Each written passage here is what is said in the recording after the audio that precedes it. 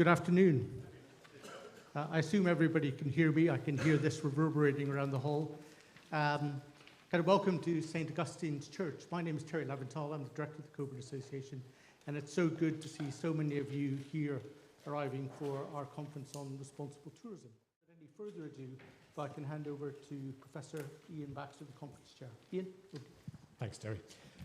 Let me add my welcome to everyone this afternoon. I'm delighted everyone's able to join us. I'm not going to say too much other than perhaps kind of give a reason for why Heriot Watt University and the Confucius Institute were interested in working with the Cockburn on this conference. As a university in a capital city, we're an international institution, and working particularly with colleagues in China via the Confucius Institute, of course. Chinese overseas visitors are a major contributor to the city and to the cultural life of the city.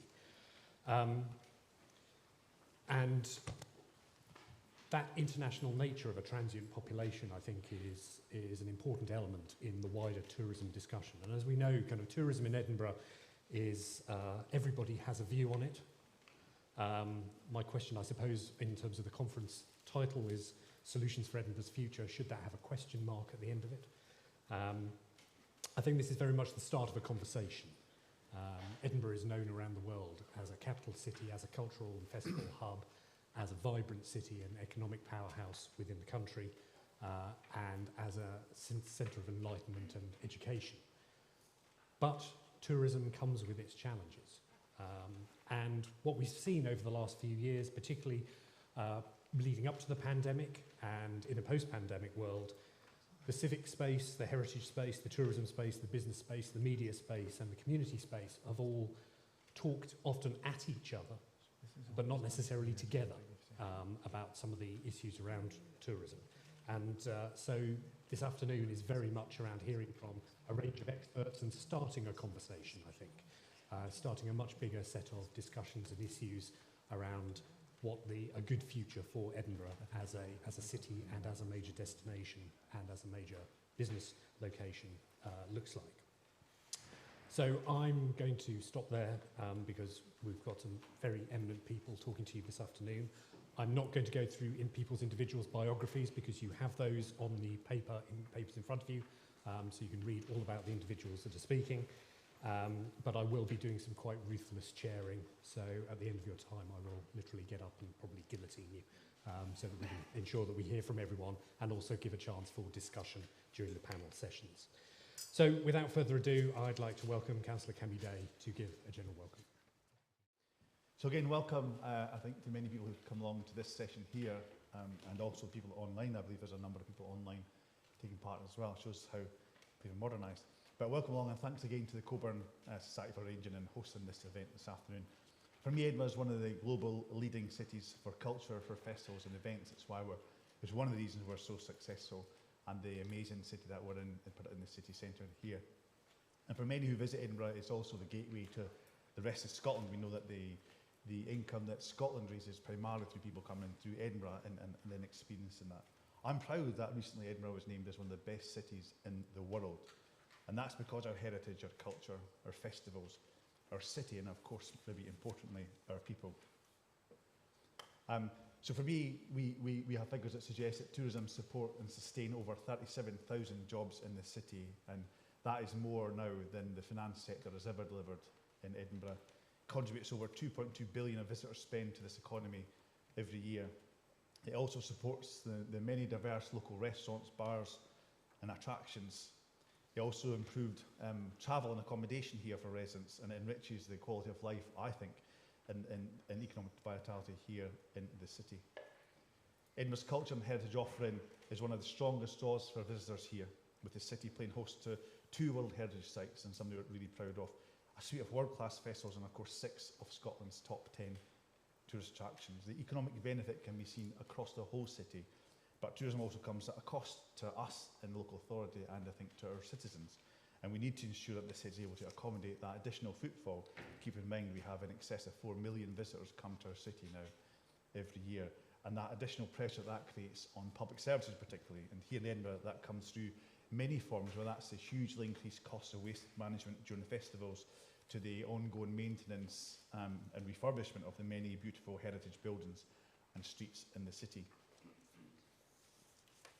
To strike a balance between the cost of tourism and the huge economic benefits that it brings to the city, we did partner up with a visitor economy a few years back to develop our Edinburgh 2030 tourism strategy, and there are members of the Tourism Action Group here today, you'll hear from later. During its development, we asked ourselves, how can we improve the quality of life for residents and contribute to the city's broader economic goals? And we decided on a plan to move away from driving growth towards managing growth. And for me, it is the responsible growth of tourism in a capital city. And to achieve that, our priorities for action are to nurture and develop our place, our people, our environment, our partnerships, and of course, our worldwide reputation.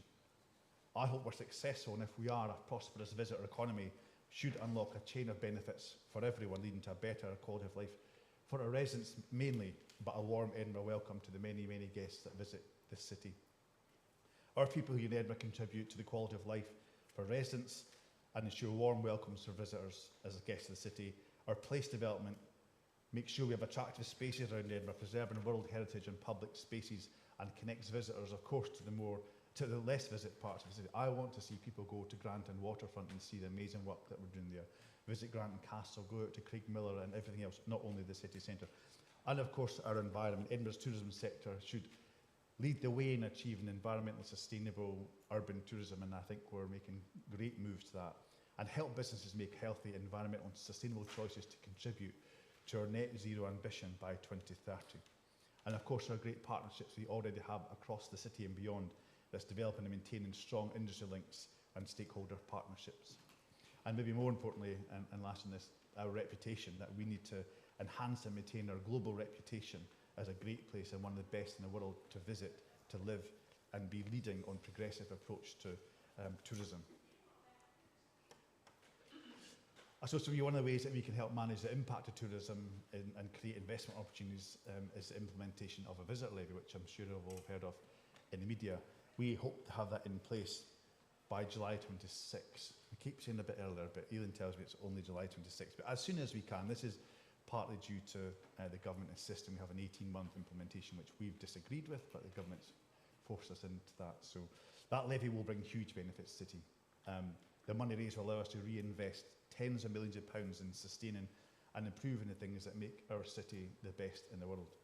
And having long campaigned for years for these powers for councils, the Scottish Government have recognised that, and the Act is currently passing through Parliament, and the Parliament recognises this as a scheme that can be a force for good. We have engaged with the city, with stakeholders, with visitors and residents, and we've found a hugely strong response in favour of bringing a visitor levy. The percentage rate that we've set is fairer, it's more proportionate, and it's based on the ability to pay. That means that those staying a night in the Balmoral will pay a lot less than their B&B in Pilrig Street. And the development of a visitor levy for Edinburgh has been a great partnership approach between the council and the tourism and hospitality sector and businesses across the city, including some great support from Visit Scotland and the Scottish Government, which we're really grateful for. I think in Edinburgh, the whole of the UK are looking at us to see how this progresses, and I'm pretty confident that after this is implemented in July 26, you'll see the rest of the country look to Edinburgh to see how we've delivered that. Our draft scheme has been put together following years of engagement with the industry as well as the public. The suggestion we're making is it sets the rate at 5%, and that reflects a careful balance of considerations. We've done research across the country, across the world, to look at differences in the flat rate and percentages in what percent. In some parts here it's 2%, and some it's 10%, and we've opted to 5%, which the industry think is reasonable, and that 5% will create a significant positive impact on the city and not being a deterrent for visitors. We estimate this relatively modest levy could generate between 40 and 50 million pound of additional income to the city annually, and that enables us to invest that tens of millions of pounds to support and enhance our global reputation as somewhere to visit. I want to make sure that we create a scheme that's simple for the industry to administer and difficult to avoid. I'm sure there will be some who try to avoid it. It must be an efficient scheme that keeps running costs low so that the majority of that money can be reinvested back into our city. And that's why we are proposing that this levy applies across the whole city, not only the city centre, to the whole boundary of the city, all year round, with yet no individual exemptions from that, apart from those that are set out in the exemption. And the only area where we have made some concessions is that we're exempting temporary camping and caravan pitches, and a cap of 7 days that no one will pay any more than 7 days tourism levy. And these are concessions are intended to try and look at the people who do come here during the festival, whether that's festival performers or people who visit the city, to pay more than 7 nights we think would be unreasonable. But we are still talking to individuals, to groups, to the industry about our scheme. The public consultation is online now and runs until the 15th of December. So if you've not already taken part in that, please do. There will also be a few public events taking place that you can attend. For me, the visitor levy should align with the overall aims of the scheme, which are to sustain Edinburgh's status as one of the world's greatest cultural and heritage sites, and to ensure that the impact of a successful visitor economy are managed effectively and in support of the priorities as set out in the Council's business plan. And for us, the key objectives of the visitor levy must be around providing an enjoyable and safe visitor and resident experience by investing in the city operations and infrastructure, which will be the biggest part of our investment there. And also to ensure Edinburgh remains world-leading and attractive to visitors by investing in our culture, our heritage and the events. And there's simply no evidence that suggests that the festivals are too big for the city or out of control, as has been mentioned in the media recently. Supporting the visitors' economy by promoting responsible and sustainable tourism, and by investing in how we promote and market this city as well. We think there's a strong connection between the visitor levy and the council strategies, like our tourism strategy, the culture strategy, our economic strategy, and of course our city's overall business plan.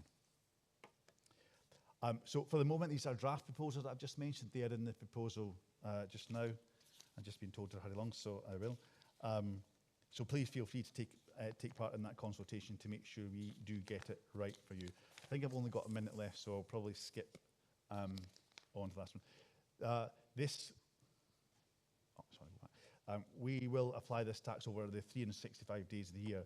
I saw some figures. In 2022, the festivals alone created over £400 million for this city and created nearly 6,000 new jobs in Edinburgh. I think the visitor levy is an absolute no-brainer for Edinburgh, and we should have done it years ago. Edinburgh's DNA is in its built heritage, and until now we've not had the funding to create that accessible and sustainable buildings that we need to have, and to ensure a future with high quality, sustainable and well-maintained business places. I suppose the next steps are, as the consultation's out, our formal consultation on 23rd September, ends the end of the year.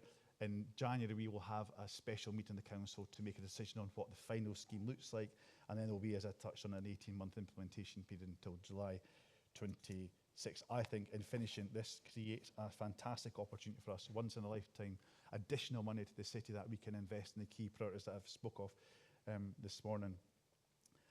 It's a major opportunity for us, and it also demonstrates, I think, the city's ambition that we have for the city and our commitment to the visitor economy. We can't just be stuck in the past, as some would like us to be. I want to see a tourism and a festival that grows responsibly in the capital city, that continues to sustain thousands of jobs in our city and hundreds of local and national businesses, and see our heritage and history preserved, but we grow as a modern, progressive capital city. Thank you.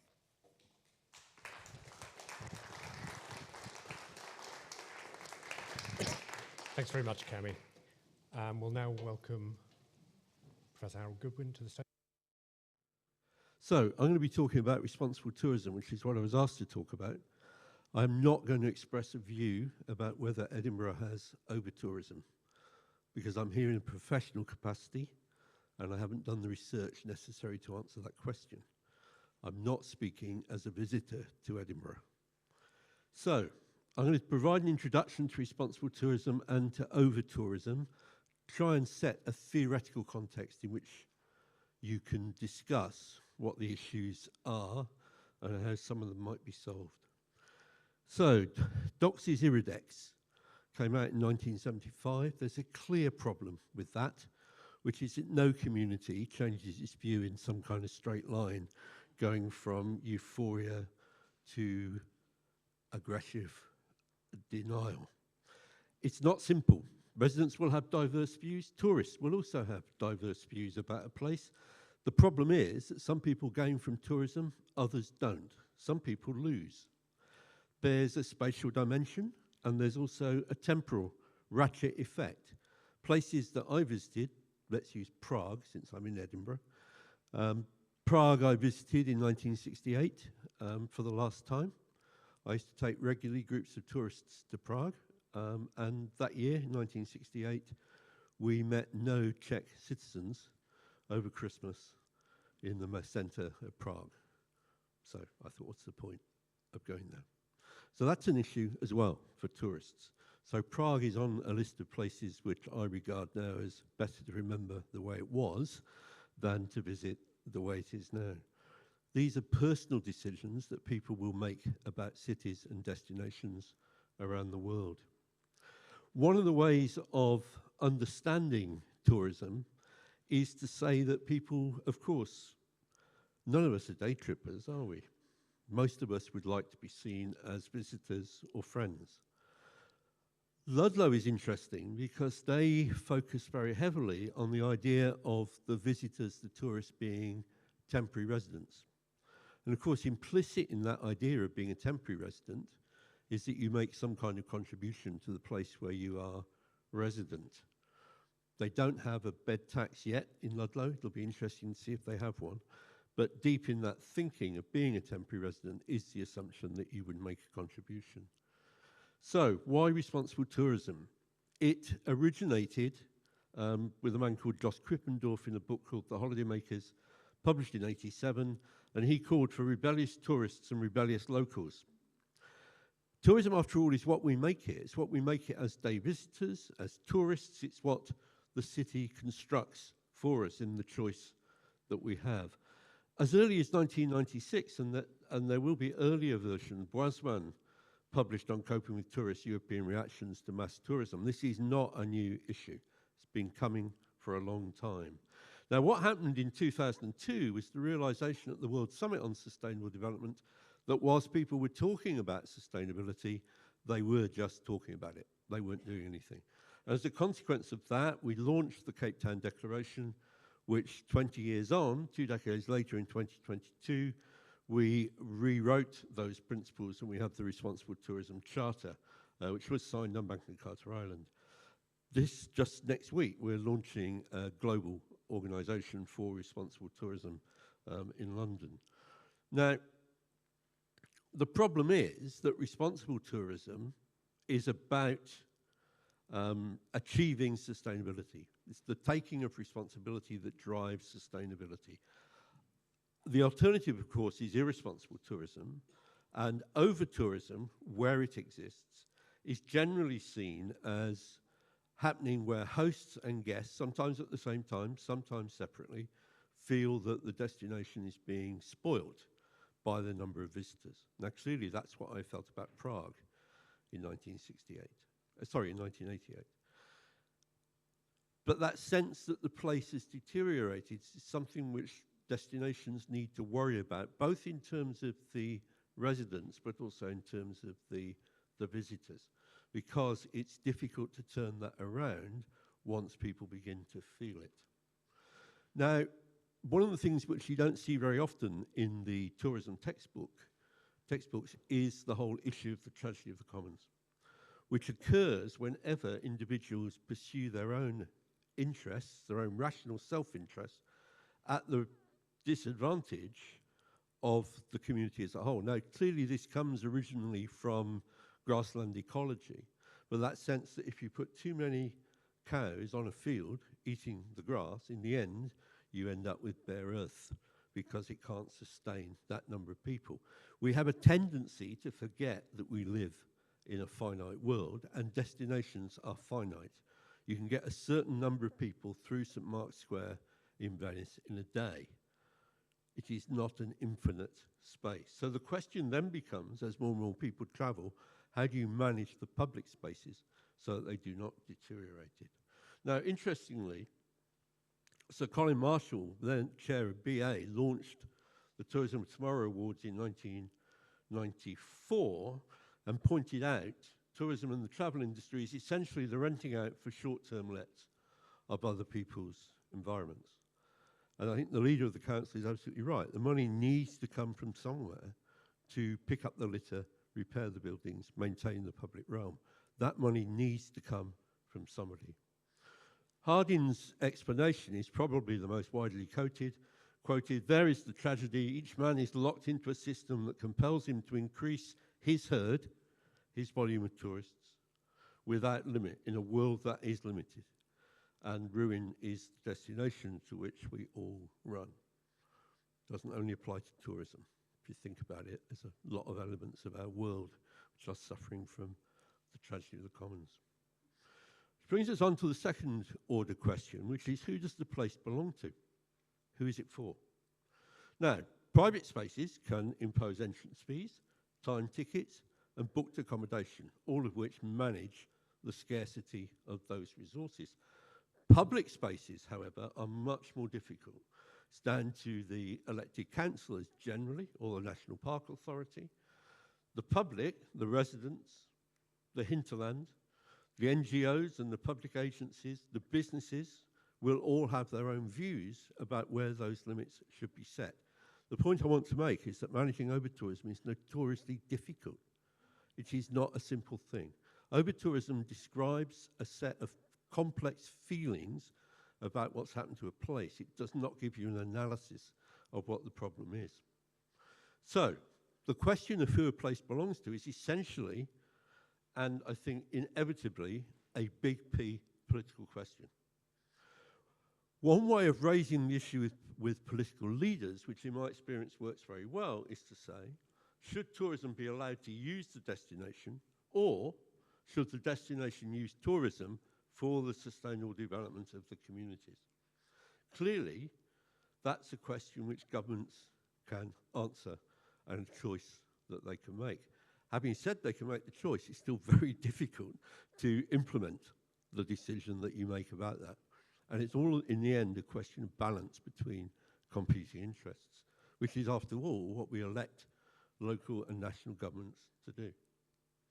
So this leads to the question, how can tourism benefit a place? Well, it can bring additional spending power, GVA, as it's often described. It can create employment, it can grow business and tax revenues. It can provide additional funding for museums, festivals, and for the public role. It can also reduce out-migration in rural areas. There are lots of pluses that come from tourism. However, there are also costs. The one which is causing the biggest problem around over-tourism at the moment in Europe is about housing costs and the supply of accommodation for local people. That sense that local people are feeling forced out. Then you've got littering and trampling, congestion and crowding, induced effects with migration, second homes, holiday lets and retirees, and then you get the changes in the retail offer, which is a problem in many highly visited destinations. And clearly you have a lot of tourism outlets in terms of the retail offer in Edinburgh. Now, people talk about carrying capacity as though it's the solution to all of this. I worked for 5 years at the Durrell Institute of Conservation and Ecology. I know from that period quite a lot about carrying capacity. It's not anything like as scientific as you might have been led to believe that it is. The reality is that limits of acceptable change is a much more sensible way of trying to manage it. The difficulty is that everybody always sets the limit with 2, 3, 4 or 5 years growth still in it, and then they revise the figures and up it goes again. There's a kind of ratchet effect which is very difficult to avoid. So then we come to the who manages the destination question. Now, DMO has always been notoriously difficult. It used to just mean marketing, frankly. Increasingly, it does mean management.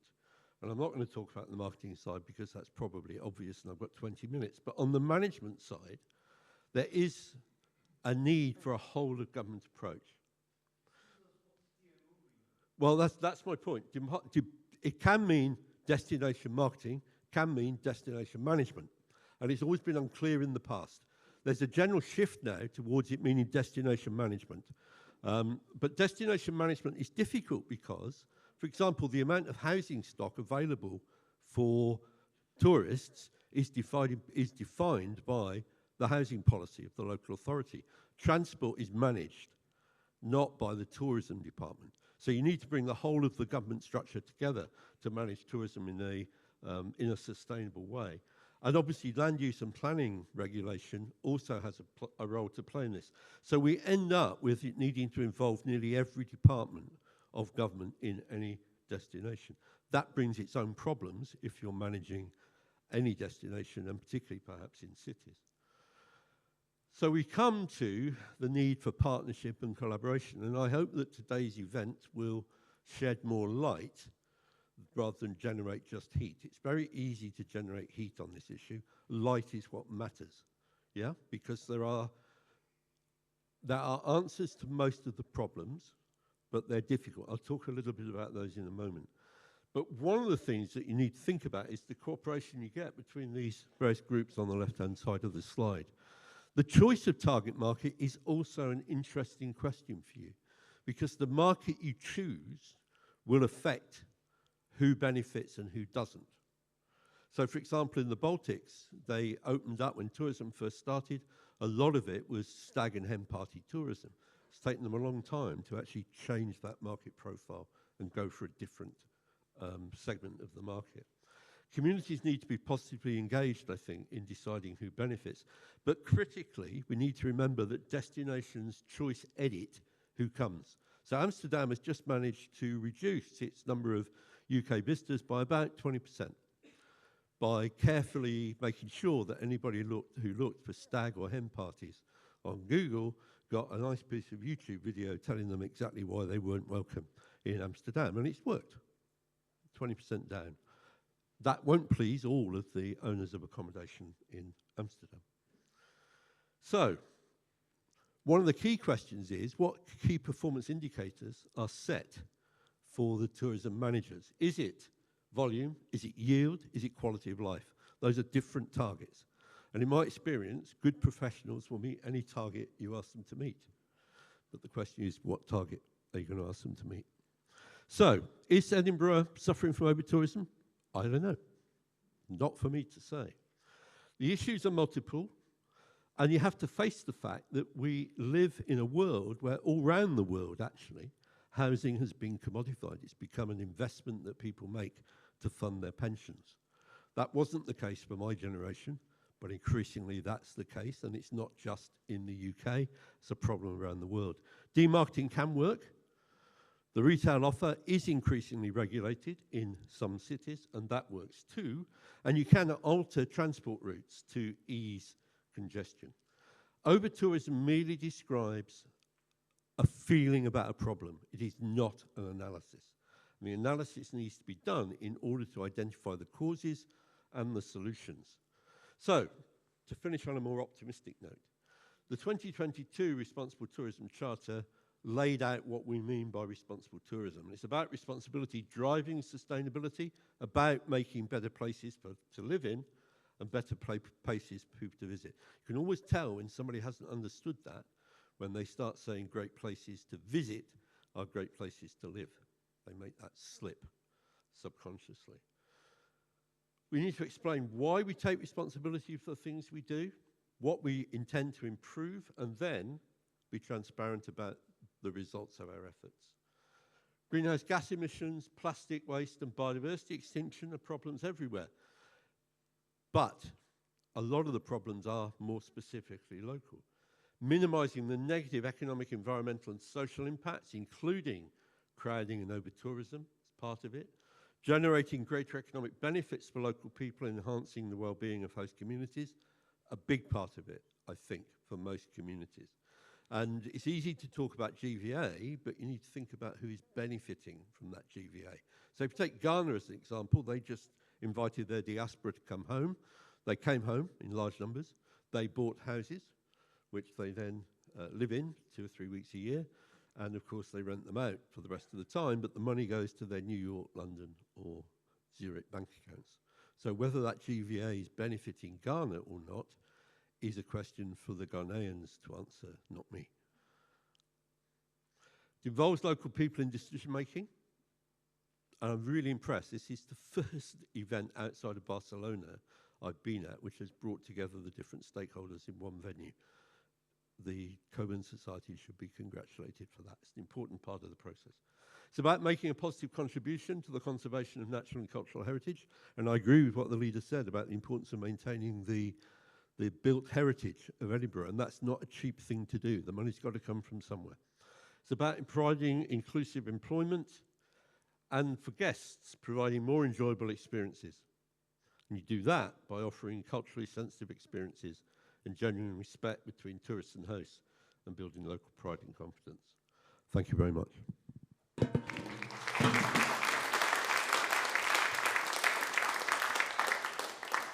Thanks very much, Harold. We'll now welcome Caroline Warburton to the stage from Visit Scotland. Thank you very much. Good afternoon, everybody. Thank you very much to the Cockburn Association for the opportunity to come and speak to you today.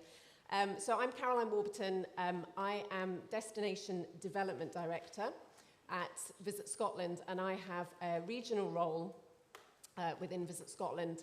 And today, what I wanted to talk to you about is I'm not going to talk specifically about Edinburgh. The next session, we've got a lot of Edinburgh experts speaking, but I'm going to give a bit of a picture about Visit Scotland, the visitor economy, and our approach to responsible tourism, which I hope will provide perhaps a bit of shape, a bit of points of discussion around how we, as the National Tourism Organisation, are approaching the challenge of Scotland being a responsible tourism destination. So Visit Scotland, we are a non-departmental public body. We are funded by the Scottish Government, and our purpose is to grow the value of the visitor economy. And the visitor economy we use rather than tourism per se, because it shows the reach of the tourism and hospitality sector right out into lots of other sectors, which I'll talk about a little bit in a minute. So although we are looking at growth of the value. We're not looking at growth at any cost. And so increasingly, we've moved away from looking at growth in volume of people to growth in the value of that sector. And all of this is done in line with Scottish Government strategic priorities, but also in line with the Scotland Outlook 2030, which is the national tourism strategy, which again, I will touch on very briefly. So we've made a commitment to work with partners right the way across Scotland to ensure a responsible approach to tourism. So again, I'll talk a little bit about how we're tackling that. Just taking a step back and building on the economic figures that Councillor Day spoke about earlier. So tourism is important to Scotland, not just to Edinburgh, obviously. So it's £11 billion it brings into tourism. It employs over 200,000 people in the country. And unlike many industries, every local authority, all 32 local authorities, have a tourism sector within them. So it reaches into every part of Scotland, from the Northern Isles of Shetland right the way down to Dumfries and Galloway and everywhere in between. And we have a responsibility to ensure that all parts of Scotland can benefit from that, from the tourism and the visitors that are moving about around the country. And that value is not just direct. So it's not just a visitor coming, spending money in accommodation, spending money in a visitor attraction. It is that direct spend, but it's also that indirect spend. And this became very apparent during the pandemic, because tourism also supports accountants, lawyers, florists, decorators, the construction industry, the food and drink sector, all of which these other sectors are dependent or certainly very strongly linked to the tourism industry. And it was very evident when we had the pandemic and the tourism industry was unable to function, that many other people felt the impact of that within their own businesses. But we have to make sure that we've got this careful balance between the benefits that tourism brings to Scotland, but also ensuring that communities feel comfortable in welcoming visitors into their own communities. So I'm going to do a pretty quick gallop through these, through my slides. I've got quite a few of them, so I presume they'll be available afterwards, so you can always have a look at them in your own time. And I should add, I've got Harold making better places for people to live in first. That's what we're here to do, which as a result means that it's a better place for people to visit. So, tourism is global, and international tourism is back. So the pre-pandemic levels, we are back up at those levels. Every country in the world has tourism, whether it's solely domestic tourism or whether it's international as well. As Howard has said, this is not something that is special to Scotland or special to Edinburgh. International visitor numbers have bounced back, and Scotland is seeing this. You may have seen some recent figures that we published in the last week, I think it was, about the latest international passenger figures for Scotland, and we are outperforming the rest of the UK in terms of the number of international visitors that are coming to Scotland. So although the international figures are looking very strong indeed, it's not necessarily all rosy within the visitor economy. The cost of living crisis, particularly in the UK, is having an impact on the domestic market, and most of the visitors that come to Scotland are domestic visitors. They may not spend per individual as much as an international visitor, but in terms of volume, domestic is a key part of our sector. So we are now starting to see the impact that the cost of living crisis is having on people's capacity to spend and ability to spend.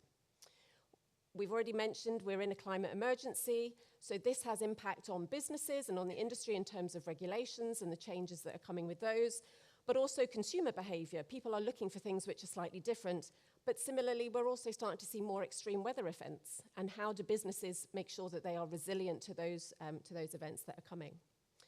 It's a competitive sector, unquestionably. Edinburgh is competing not just with Glasgow, it is competing with London, it is competing with Prague, it is competing with every other city and every other destination in the world. And there are lots of other destinations that have much, much bigger budgets than we have here in Scotland, and are competitively trying to lure visitors to their destinations. The digital environment is changing. Businesses had to move so quickly during COVID to be online, and we've all got used to operating online now. We don't think twice about a QR code. We don't think twice about booking a restaurant online. So things have moved, and businesses have to keep up and make sure that they are discoverable online. And that's the same for us as an organisation in terms of how we market Scotland. And obviously, there is a challenging operating environment for businesses at the moment, rising costs, challenges with recruitment, and regulation as well. So, how do we start to look at a more responsible approach to tourism? So, we've looked at it, and this is Visit Scotland, but many others take a similar approach, that there are sort of 4 areas of influence that we can have. So obviously there is the internal element of it. Visit Scotland, as an organisation, we generate carbon, we have a group of staff, a body of staff across the country. What can we do to ensure that we have got our own house in order? So we do that, but we've also got an influence on the visitors, the industry themselves, and also destinations and communities. So I'm going to skip through these very quickly. Throughout all of this, we have developed 4 pillars for responsible tourism, and this is very much helps to inform how we look at the role that Visit Scotland can play. So we have, I've got a slide missing. Oh well. That's fine. I will tell you what they are. Apologies.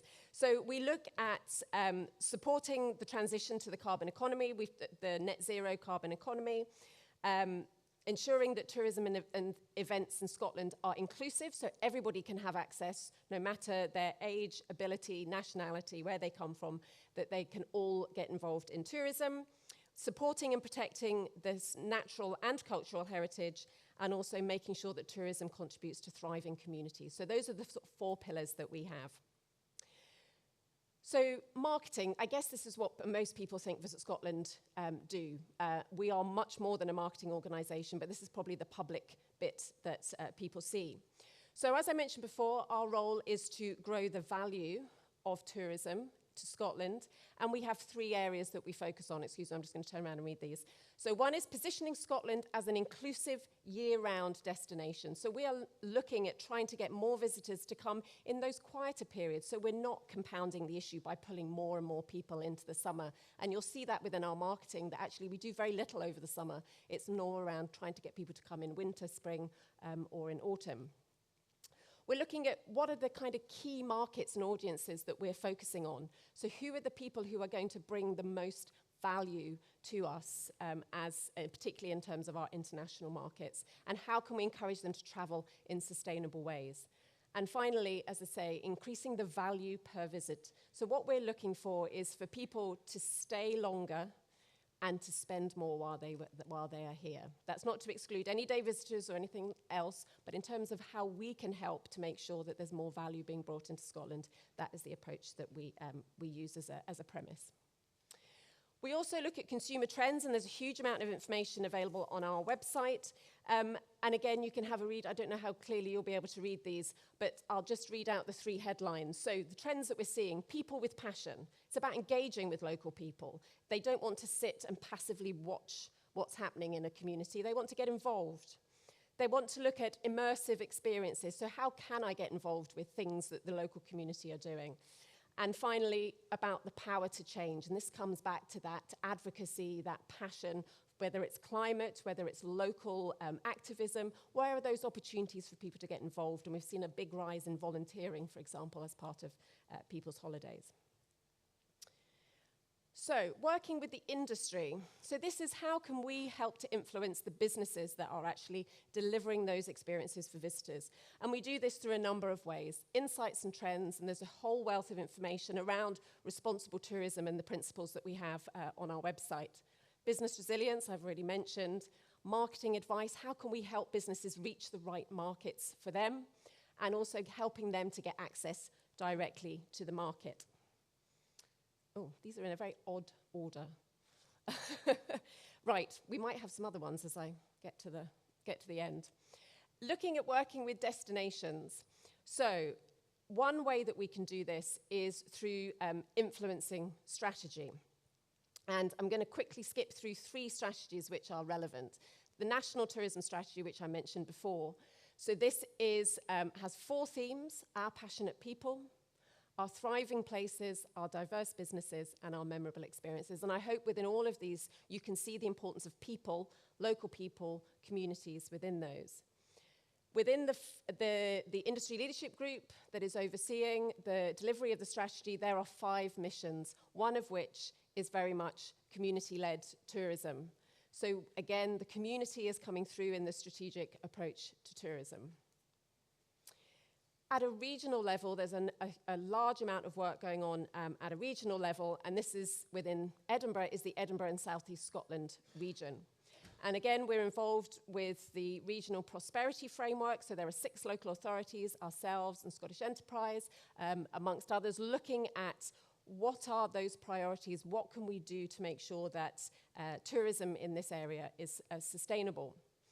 So visitor economy and culture has been identified as a real opportunity and a priority for the region. That's perhaps slightly obvious considering Edinburgh as the powerhouse of tourism in Scotland. And we've currently got 4 priority projects that we're working through at the moment, all of which will help to inform the visitor management discussions. So one is around data. Who do we know? How do we better understand where people are going, what they're doing? How can that help to inform the solutions? One is around cycle tourism. So how can we encourage more people, more visitors to get onto their bikes rather than necessarily driving? One is looking at culture. So how can we use the festival that we have and help to benefit regions? How can we encourage the regional cultural offering, arts and culture, to link in better with the festival and the rich culture and heritage and arts that we have here in the city? And finally, around cruise. So how can we make sure that when visitors disembark in this part of the world, that their impact can be managed in a positive way? So these are all in sort of scoping phase at the moment, but they're all underway. Right, there we go. Jumping back, sorry. So this is just an example of some of the resources that we have available on our website for industry. So we've got free guidance around climate impact guides, so businesses can write their own climate impact guides. And we also have a huge amount of information around accessibility so that businesses can make sure that they are as accessible as possible to individuals. They're in a very interesting order, these slides, apologies. This is some examples of some of the the messaging and the content that we provide as a marketing agency through our own channels. So you can see here, we're looking at dispersal. So we've got some blogs on here looking at local shops in Portobello, for example, encouraging people to move out of the city centre. We've got other examples around travelling by train.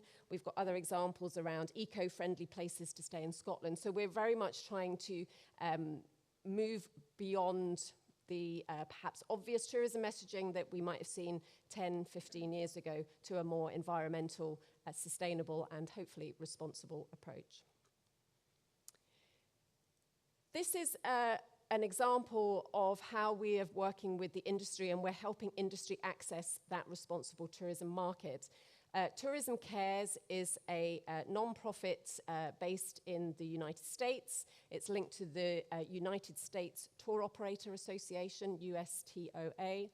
And they have a Tourism Cares meaningful travel map, and they have pretty strict criteria on who can go on this, which experiences can go on it. And it's very much aimed at the travel industry. So this is about a business in Edinburgh, for example, speaking to a tour operator or to a travel agent. So it's not aimed at consumers, it's aimed at the travel trade. And Scotland is the first European destination to feature on the map. So again, we're trying to be out there to pin our colours to the mast that this is what we want to be as a destination. And we've got 2 Edinburgh businesses that are on there, Invisible City Tours and also Mercat Tours, which I'm sure many of you will be familiar with. So we know that we have leading responsible tourism businesses here in the city. And again, we're trying to provide these opportunities for the industry to connect with that market that we know we want to start to attract. The Edinburgh Tourism Strategy has already been mentioned, so I'm not going to dwell on that, and I think there'll be more talk about that a bit later on. But again, the themes within that, looking at net zero, looking at fair work, looking at employment, looking at visitor management, all of these themes are captured within the strategy. So hopefully, from a resident perspective, it's the reassurance that we are looking at these issues and we're hopefully all starting to pull in the same direction. Sorry, I'm just seeing what's coming next. That's my last slide. Right, I'm going to do it this way. So back to destinations. I was just going to mention very briefly the work that we've done around visitor management. And there is a visitor management partnership. It's a national visitor management partnership.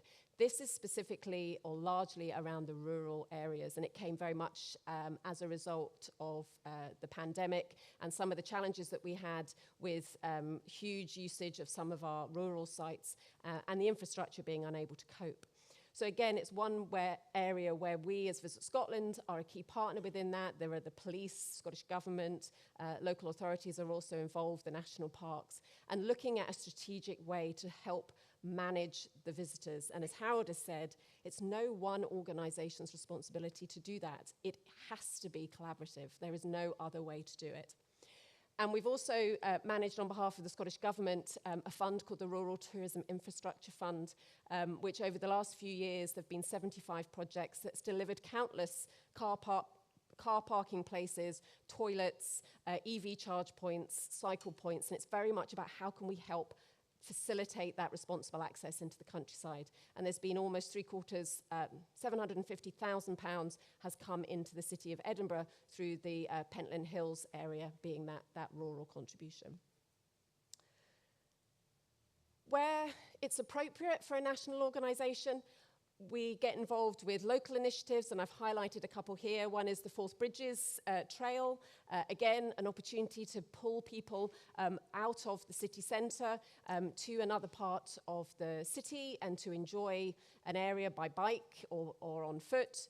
The UNESCO Heritage Trail, which we delivered, again, taking the benefits of the 2 UNESCO sites that we have here in Edinburgh, but also encouraging people to go and explore some of the other sites that we have in Scotland.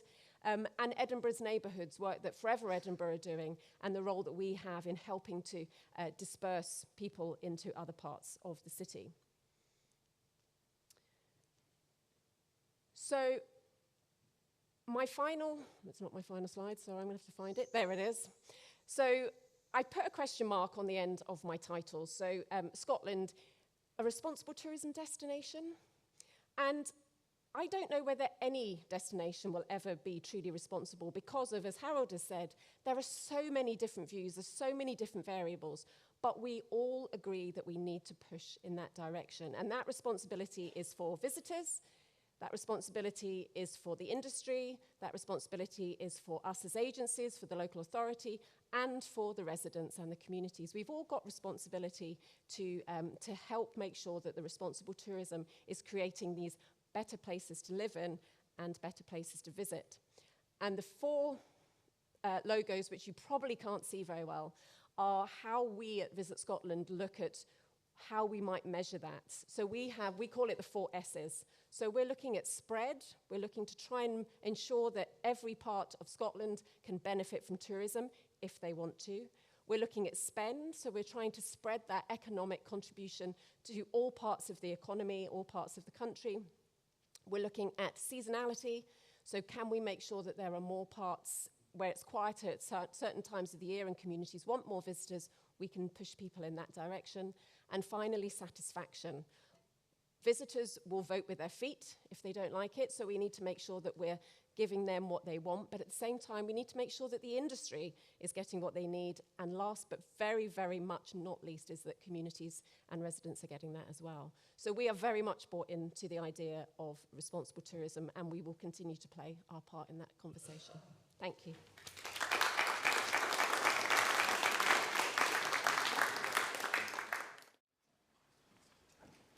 So we'll now hand on to Professor John Lennon. Thank you, Ian. Okay, so it's nice to be in Edinburgh to be asked to do this, because most of my life people have been asking me to generate a destination that's as successful as Edinburgh. And you know, all of those plaudits which Councillor Day started with, the biggest cultural festival on the planet, for me, the best occupancy and the best room rates you can achieve in the UK, next to London only. The visitor attractions he's already said. That's kind of what everyone wanted. And you've done it. You've won. But, of course, stuff went wrong. And the impacts of those visitors are those things that we associate with this new term, over tourism, which I will talk about, and I will talk about the levy, and I will talk about Edinburgh, so forgive me. So all of those issues, people, litter, crowds, infrastructure challenged, accommodation, rental inflation, house price inflation. Of course, the buzzword since 2016, when I can track it back to a website, entered the Oxford English Dictionary in 2018, and that's the over-tourism definition. And I hate the way these words creep into our language as well, by the way. But damage to the local environment and historical sites.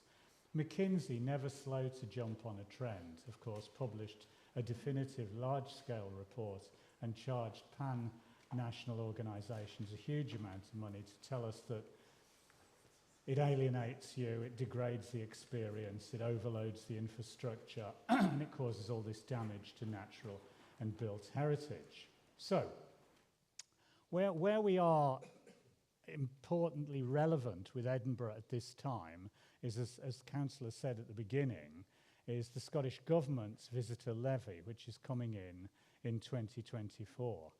No such levy exists in England. There's no such legislation as yet. There are workarounds going on in certain English cities to do with how bids operate, but by and large, Scotland has gone ahead with this. It is delegated to a local city and regional level, and as the Councillor said, 5% looks likely what the industry groups come up with a 7-day cap on staying. You can apply it across all those categories of accommodation, and in this case, camping and tents and stuff are being let out of that because of the relatively low cost that they generate in terms of their sales. So they're a tough target for taxation. Better to go after the £400 hotel room than the £20 a night campsite. Now, A word about resistance and how the resistance is coming, because the media loves to whip this up in various formats. The industry, as you'd expect, doesn't welcome additional charging. And I do feel it's kind of auspicious to talk about increased personal costs today of all days, when some of you are already flicking to see what the Chancellor has done. Don't worry, it's all been leaked anyway. So I think that the way the resistance or the arguments against the levy go, it's around two words, taxation and competitiveness. And I want to just dig into those. The accommodation operators will tell you they already pay taxes, they pay corporation tax, they pay tax on earnings, VAT, personal tax, and they'll usually lump rates in there as a tax, which isn't strictly true. Now the Scottish Government's line on this isn't a tax on business, it's a levy on consumers, on visitors. Now, then the kind of suggestion becomes more emotive, and we talk about how this tax will fall most heavily on domestic tourists, because they are the predominant amount of tourists who come to Scotland and indeed who come to Edinburgh. So that means that this tax, this collection of 5% will fall predominantly on Scottish and English visitors, who make up the biggest chunk. And international, although they're growing, and I love the numbers are doing really good, but we want to be sustainable, that kind of schizoid thing, it's a tightrope you have to walk. But it's this idea, this kind of emotive idea, oh, the poor old UK tourist will have to pay the tax. I don't really understand that. Tax is part of the democracy in which we live, and it will fall, and the impacts you make as a visitor are no different at a city level. They're different in terms of the travel impacts. Okay, the competitive argument that is often used as a resistance. So if you put this 5% charge on, I'm not going to give Rocco Forte any more airtime. He's very good at getting his own, but he as a hotelier has talked a lot about how this will make us less competitive. If we charge visitors more, the offer destinations, other destinations look cheaper, we'll dilute visitor appeal. The UK is already expensive with a very high rate of VAT, and we're making it more and less attractive. So I, of course, never trust this stuff, so I always have to look at the numbers. There's Edinburgh at the top with a local visitor levy, as the councillor said, 5%. There's all the levies which are higher, New York topping the bill at 14.75%. But you can see that we are in the lower end there. Athens does something based on quality of hotel room, which is a little bit different. But you can see the various rates there for levy. You can then see the VAT, which is the other part of the argument. Our VAT at 20%. You know, you hear people tell you that's the most expensive in Europe. Well, it's not, actually, because those are all more expensive in terms of VAT, or the same as us. So this argument about competitiveness and price has to be compared with actuals, you know? But that's not why you're here, because I was asked to talk about sustainability and responsible tourism, and I suppose that question on some people's lips, will a levy of 5% decrease visitors, make the city more livable? Well, if we look at the competitors where the levy has been introduced, it would suggest that that will have a very marginal impact on total visitation to Edinburgh. And so we will still have all of those impacts that come from being a very successful destination. And there is another issue, which we haven't mentioned yet, or Caroline has alluded to, which is cruise passengers. And we are recording the great success, once again, in terms of numbers of the amount of cruise passengers who are coming to Scotland. And this, we're seeing investment in port facilities, harbours, and what I would say about excluding them is, as an economic engine, those people stopping in Edinburgh as part of a cruise and doing some of the attractions and sites, they are perhaps the least economically attractive visitor you can come by. They, when they visit ports, etc., they don't purchase, there it is, had to be in my session. They don't purchase accommodation. They don't purchase food and bev because they're bursting, because you try and overfeed people on cruises. And often in the kind of cruise that I could afford, not that I'm a cruise user, retail purchases are limited because cabins are quite small. The more important thing is, I was looking at the most recent expenditure data from Venice, which suggests cruise boat passengers spending less than €4 when they come into Venice, usually on bottles of water. So I suppose the other side of the levy is how much tax or how much money will it raise? And all of this stuff is published, and Edinburgh's been very open with this, and I would applaud that. And they have gone faster and further and been very transparent about this. This is their most pessimistic forecast revenue generation across 3 years, notice, as it's introduced. So you can see the totals at the end there. And the calculations are really strong. The methodology I've been looking at, it's the kind of thing an anorak like myself enjoys of a dark winter evening. But I think, you know, looking at this pessimistically, you can see the kind of return at a local level. Now, we've already talked about expenditure, it was alluded to, but there's a big chunk front-end expenditure, 5 million annual capital debt repayment forecast to leave our inward investment for housing. That one you'll have to watch closely. That's the interesting one for me, where a lot of funds are going.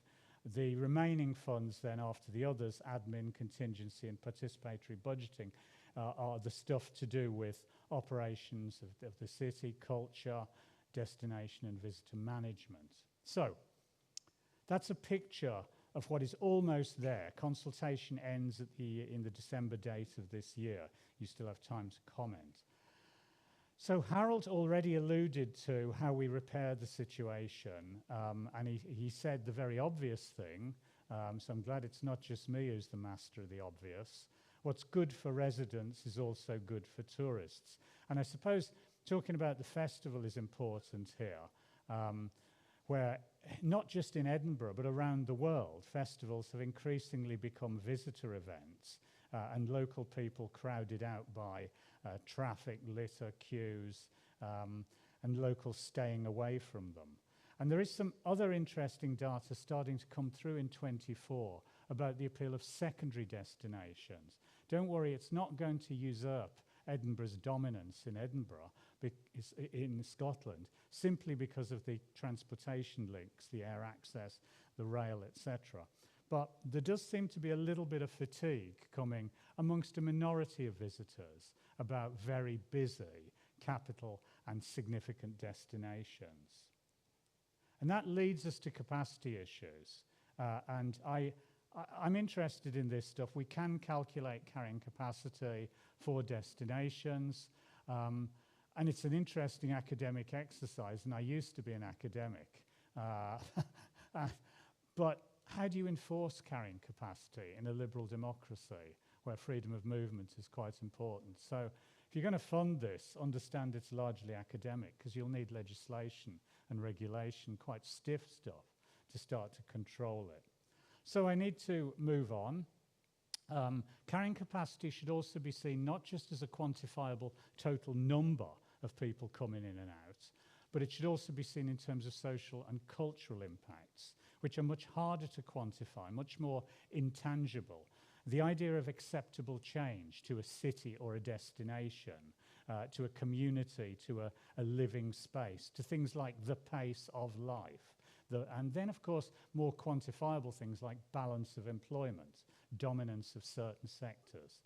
You then have the cultural capacity stuff, which Harold also alluded to, about activities, behaviours, and cultural change. Now, So how do we sort this? Because, you know, it's saying there's a lot of different definitions of responsible and sustainable tourism is a truism. You know, academics get off on loads of definitions and writing long articles on minuscule differences in how you interpret stuff.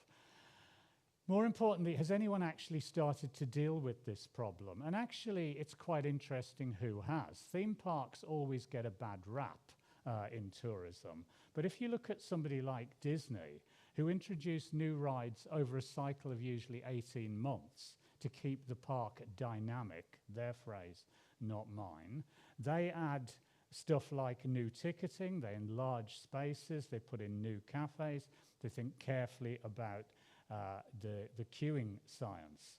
And they will also close the park. Any of the parks will close when it reaches capacity because they believe the experience suffers. And that's what the private sector can do. You can close the door. And this is not unique to theme parks. Natural attractions all over the world. A very famous geological structure, the wave, instantly grammable, as I'm told. It limits entrance to 20 people per day. Skellig Michael, which is an island off the coast of Kerry in the south of Ireland, featured in a Star Wars movie. Tourism jumped hugely, but they still kept a cap. And all power to Edinburgh Castle, because I know somebody's, one or two Historic Environment Scotland people are represented. The cap on attendance at Edinburgh Castle. A great plaudit. They stopped, and they're now capping it at about 1.1, 1.2 million a year. They got up to 2.1 million, so they're knocking back 1 million paying visitors.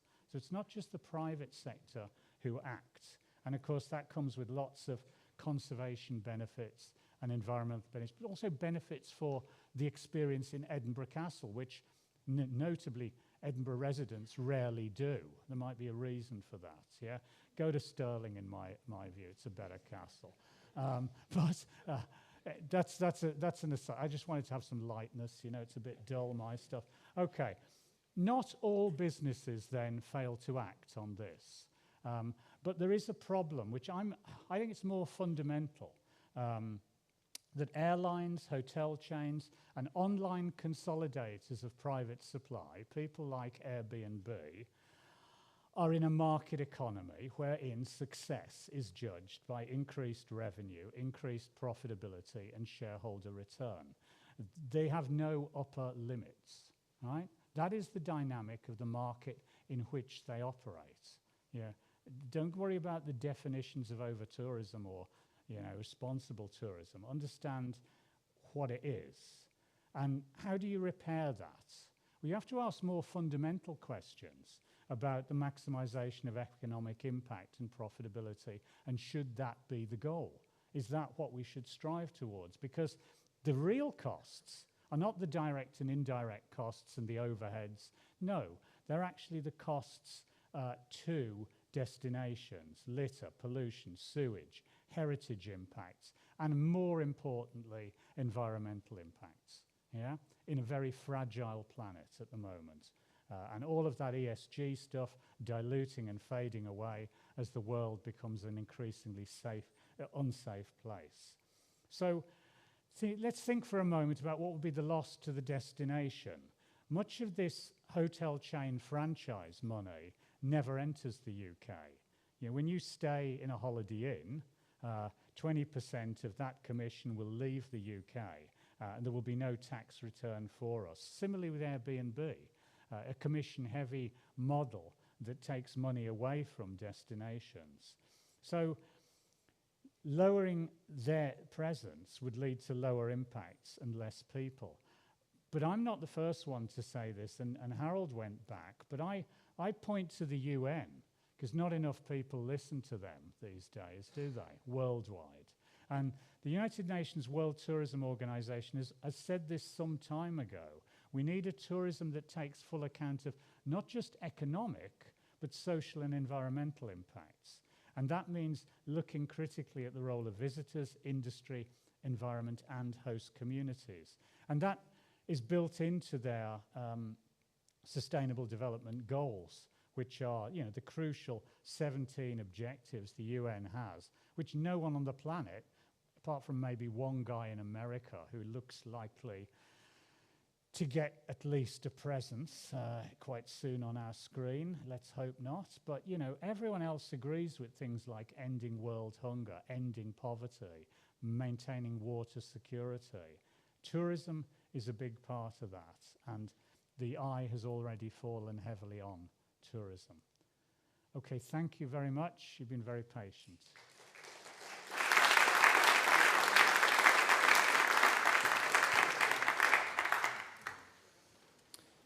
Thanks very much, John. So if I could invite the panel members up to the stage, and we're also going to be joined by Angela Giancola and Patrick Keedy as well.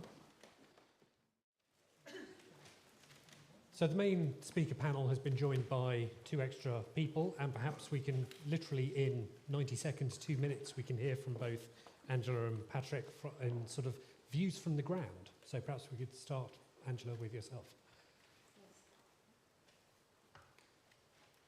Hear me now? Yes. Hi everybody, I'm Angela Giancola. I work at Edinburgh Castle, and Edinburgh Castle is managed by Historic Environment Scotland, one of the largest heritage organisations in Scotland. We manage over 300 historic sites, including Edinburgh Castle. So one of the key points at the castle is managing capacity, and in the past we didn't cap visitor numbers, and that resulted into a level of growth which was unsustainable. But since COVID, as we heard from Professor John Lennon, we've been limiting visitor numbers at the castle, and the current cap is sitting at 8,000 visitors a day, which made a huge difference for the visitor experience, for the well-being of staff, and of course, in terms of protecting the cultural asset itself. We also introduced a time ticketing system which helps spreading the visitors throughout the day. And the company runs promotions and initiatives throughout the year to engage audiences who otherwise wouldn't visit the castle. Like, for example, the Historic Sundays. It is a campaign which runs from October to March and offers free entry to all historic sites to only Scottish residents, including Edinburgh Castle. Thanks, Angela. We'll pass to Patrick for a couple of comments. Hello everyone, my name is Patrick Keedy. 2015 was an important year for me. Before then I had a number of roles, including being a director in the NHS in England. I was a non-executive director in a number of professional bodies, including the chair of one body which was chartered and operates in 104 countries around the world. But 2015 was big for me because I decided to move to Scotland. Scotland was new to me. And I decided to settle in Edinburgh, just off Lawnmarket, next to the castle. And life changed for me. So I decided to move away from healthcare, which I'd spent a lot of time in, to hospitality. And I thought, well, surely that will work well. There'll be no pandemic, and there'll be no ill feeling towards tourism. Everything will be fine. And obviously I've learned along the way since. So today I'm a licensed home sharer. So just to, you probably know that we have the short-term lets discussion that went on for quite a few years. There's secondary letting, which is a different beast to me. But the home sharer is someone who lives in the flat they own. They meet the guests. I check in. I meet the guests every morning at breakfast. And I purposely meet them to see if their discussion is going well and if their visit is going well. But that has transformed into something much bigger, which I hadn't anticipated. And what it has turned into is that people are telling me about their experiences of visiting Edinburgh. What's it like for them at the coalface? So far I've had about 2,000 guests over 10 years, and they've said different things. But that's been an interesting experience. But the one thing I found was that I live in a tenement, but the one thing I found is I couldn't find my neighbours. Where were they? My tenement has 22 flats. One other flat has a long-term resident there, and at the time, 15 of the other flats were short-term lets, entire home short-term lets, where the host didn't live and the guest didn't meet the host. That has thankfully changed to licensing. So licensing came in last September, and the thankful change has been that now the 15 homes have become 2. And the remaining 13 homes are now for long-term tenants, long-term rentals, which is good news for me. It means I have more neighbours. The other thing I noticed was that I got interested in how the community operates, so the small community operates. And I joined the Old Town Community Council. That was 7 years ago. That's been very interesting. It gives me a different perspective. It means I'm meeting the locals, and the locals are telling me about their views of living in Edinburgh, both good and maybe sometimes not so good. But more recently, I've got interested in destination development, which is a course run by Napier University, which has been really helpful. And it's helped me from two perspectives. The first is it's helped me to, I guess, think about visiting Edinburgh from a visitor's point of view, because I'm not a visitor, I'm a host. And secondly, it's helped me to do my work better, I guess. So that's me. Thanks very much, both to Patrick and to Angela. So the floor, I think, is now open, and we do have plenty of time for questions, which will take us through to the break at about 2:20. So let me open the floor for questions, comments. Terry is wandering about with a roving microphone. There we go. Two very good questions, and I was a little late, so I hope you haven't dealt with it already. Just ignore them if you have. The first is the orthopedic boot question. I live in the city centre, and I'm always observed the number of orthopedic boots that appear on the streets at the busy times of the year, and it just strikes me increasingly that the volume of vehicular traffic and pedestrian traffic in the city centre is incompatible. And there doesn't seem to be enough effort going into that. And the second question was just a little bit about the first, I think it was Dr. Goodwin, talking about indicators, and then later Professor Lennon talking about the difficulties of enforcing or making things apply. And I suppose it's a decision, why was the decision to have a responsible tourism charter rather than a sustainable tourism strategy in Scotland? Because there is a kind of difference. Okay, so two points to start with there. Let me take the second point, because the first point is really about Edinburgh, and I'm not from Edinburgh. The reason we had to adopt responsibility was because people just mouth sustainability and do nothing. And the reason we have over-tourism in many destinations in southern Europe, you'll notice I'm being really careful, in many destinations in southern Europe is because the cities failed to manage tourism sustainably. If you take Barcelona as an example, the issue had been identified there by council officers 3 or 4 years before it became a major political issue in the election in 2015. The reason they've been so successful in dealing with it so far is that they already had a plan. They were waiting for the politicians to catch up. So responsibility, because sustainability doesn't just happen, somebody has to make it happen. John, do you want to perhaps comment on? So, yeah, I think strategy and what's the other one? Charters, you know, this isn't legislation, this isn't regulation. So how do you make things happen? You have to give it teeth, don't you? The problem for both councils and for national tourism organisations like Visit Scotland is they don't own the product. They don't own the accommodation, they don't own the transport, they don't own the people, so they can advise, they can suggest, they can nudge, but they don't have that ability to deal with capacity issues. This is not unusual. I was thinking about this. If you think about oil, a vital world commodity, governments have very little control over production, export, price, who the customers are. So I think what you come back to is these are facets of a free market economy where, you know, there is plenty of, how shall I say, enthusiastic debate about regulation and control and livelihoods and futures. So you have to get quite serious in terms of what regulation and legislation can you use and can you bring in?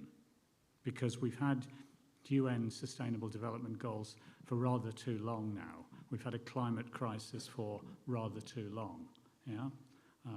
So, Caroline, could you perhaps pick up on the idea of sort of what people are looking for in the labels around sustainability and what you see in terms of tourism motivation coming into the country? Labels, did you say? Well, sort of the labels and how that relates to strategies and regulations that we might have in terms of visitor expectation around picking up on, they're expecting what does locations that look? to, what does it look like? Yeah, and I suppose within one of the slides that I had was looking at those trends, and we've definitely seen that over the last 5 years, that there has been this move towards visitors not just wanting to be extractive of a destination, that they are looking to put something back.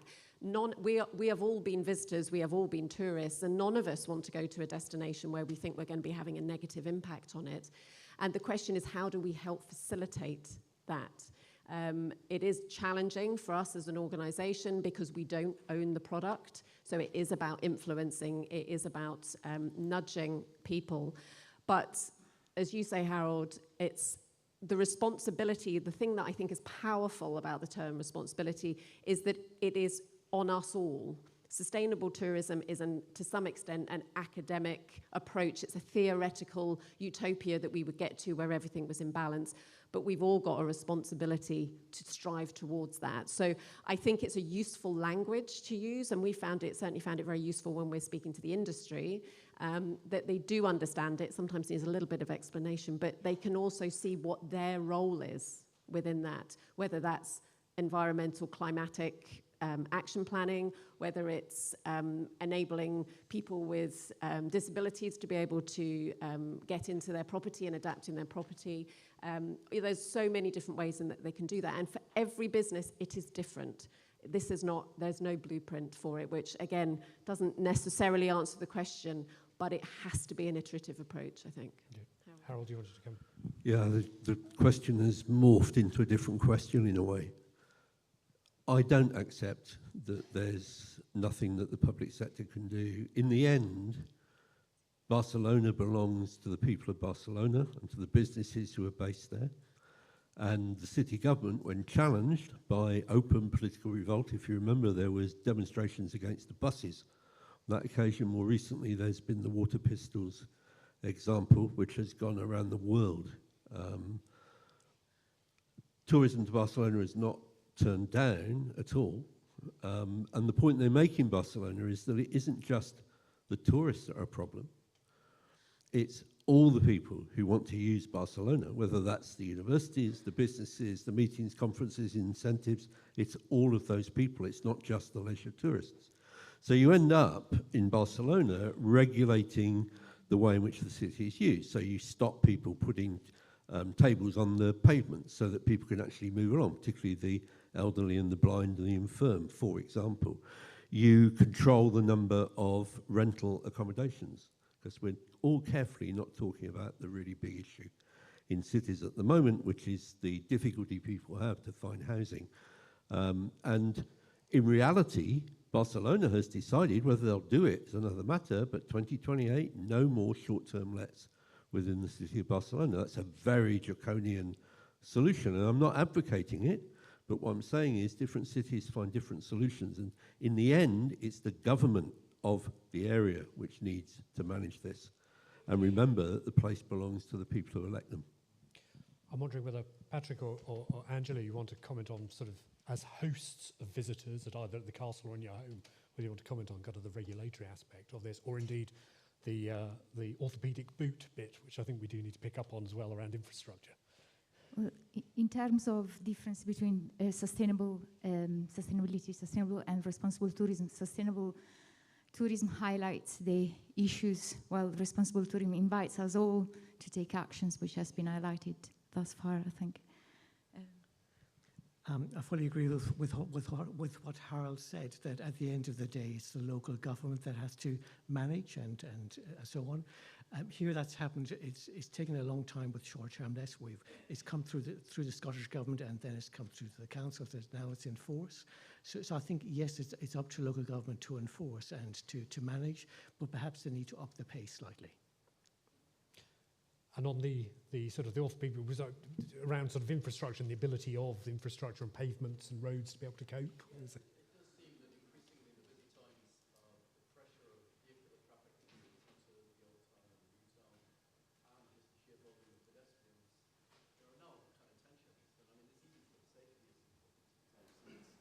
Okay. It just seems you can't have the best, you can't have both.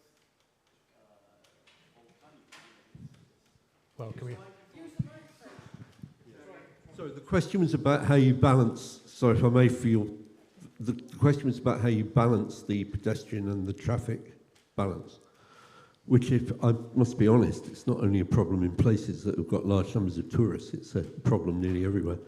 But to come back to Barcelona again, Barcelona, the previous government, the one that's currently in Barcelona, pushed all the tables off the pavements into the roads, thus narrowing the roads and introducing one-way streets. That also, interestingly, created play areas for children in the centre of the city. So it changes the whole experience, both for the visitor and for the residents. The current government came in saying, you've done far too much, we're going to reverse this. And actually, they haven't reversed it very much, and now they're being even more draconian about short-term lets. So in the end, I come back to my point, I think it is in the end a political question about how the local government chooses to manage the city. Just a quick one here, which is the slow path to pedestrianisation in Edinburgh, which must be frustrating for many of you. This is within the gift of the local government. You know, we see so many European cities have made this shift. And if you take vehicles out of this equation, you'll make the city more pleasant for residents and for visitors, in my view. And I was thinking, why has it been so slow? And then when I look at what it costs to park a car in Edinburgh and where that income goes, maybe the cynic in me wonders, maybe that's a better solution for a cash-strapped authority. But pedestrianisation, you go to other cities in other parts of the world, and this is so blindingly obvious. Okay, we'll come to the front here. Yeah, but I can assure you my journey to work and back over North Bridge is an experience to enjoy. Anyway. Thank you very much. Can any panel member point to a place in the world which is managing and operating tourism more responsibly than Edinburgh? It's not going to work, Caroline. I took an oath as I entered this building that I was not going to comment on Edinburgh, and I'm really not going to. Yeah, well, there's a very extreme example you probably know about, which is Bhutan, where the taxation burden to enter the country is extremely significant. But Bhutan is not really a democracy. There's not really rule of law there, and it's that policy of very expensive entry and having to hire state drivers, state vehicles, etc. And where that taxation goes is very hard to track. So whilst it's controlling entry fairly effectively, not as effectively as North Korea, you know, these are the extreme examples. I think there's very simple things you can do. I've shown you that the levy impacts at the kind of levels we're talking about are not going to do much. But there are other things which we have talked about: legislation, regulation, pedestrianisation. These are changes that are imminently possible. Caroline, do you want to comment from a sort of Scotland in the sort of the beauty parade of destinations globally? Where are we looking to in terms of our competitors in terms of that journey to a responsible destination in country? I think in Scotland we've, as I think I said earlier, I think we've pinned our colours to the mast on that, and to some extent I think we can be held to account on that basis by making that public statement. So as I've said, I think during my presentation, it has to be about discussion. It can't just be about, it has to be collaborative. We can't just do this either on our own or the local authority or the industry or the communities. It has to be a collaborative, and it's an iterative process, which I know I've said before. But Scotland does very well, and I think part of, during COVID, I think our marketing team were very smart in keeping Scotland's profile high. For a lot of other tourist boards, they said, you know, you can't travel, you know, we will do other things while people are focusing on the pandemic.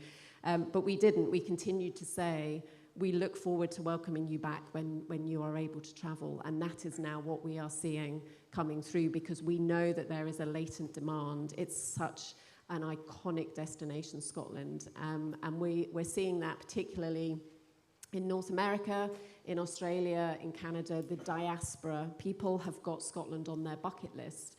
This is potentially a holiday of a lifetime, but we're saying come, spend a week here, 2 weeks here, and come back and get to know the community. And I think those are the messages which we're now able to get across. It's not about come, see the castle, go to Skye, get your picture taken in Skye, go to Loch Ness, thank you very much, goodbye. We're trying to say Scotland is much more than that. We've got a depth of experience. And I genuinely think it's a genuine, authentic message. It's not something that's contrived. So on an international scale, I think for a very small country with a very small marketing budget, I think we punch well above our weight. But I would say that, wouldn't I? Okay. We'll go to the floor again.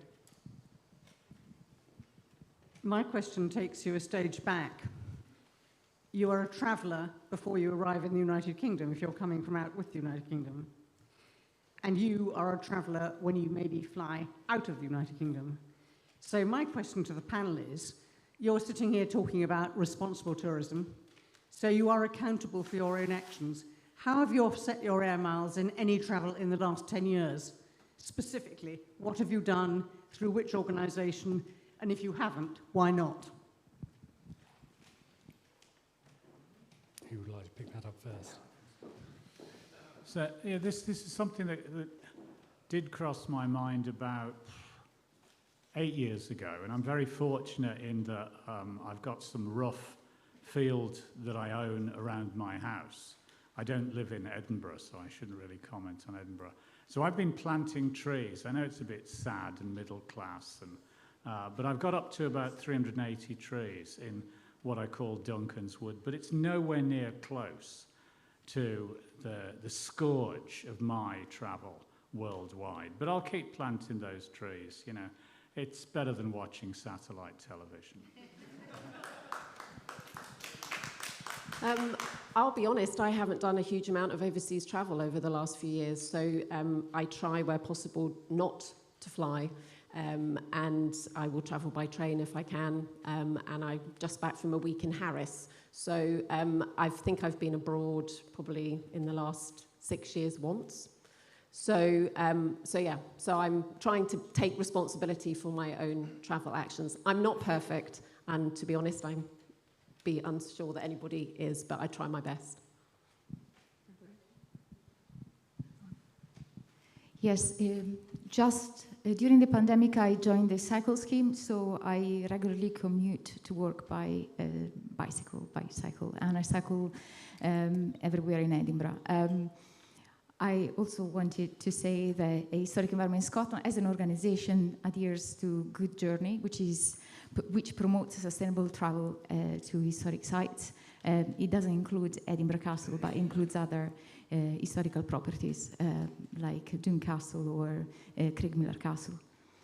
It's a bit hard for me not to travel overseas because I've got family back in Italy, so I try to extend the period of time when I go there, reduce the amount of times I travel overseas. When I heard that question, I thought, how do I answer it? And the answer became clear that 8, 9, so I rent out a room in my flat where I live, and 8 or 9 years ago, the average length of stay that guests had was about 1.5 per guest. The average now is 4.9. And the reason I did that wasn't particularly for the environment. It was very selfish. I wanted to reduce the number of changeovers. So I guess I've achieved something on a small scale.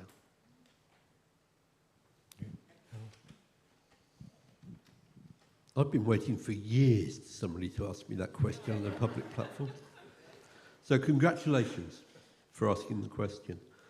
I was just trying to remember when the last time I flew on holiday was, and I genuinely can't remember when I last flew on holiday, but I do fly a lot for work.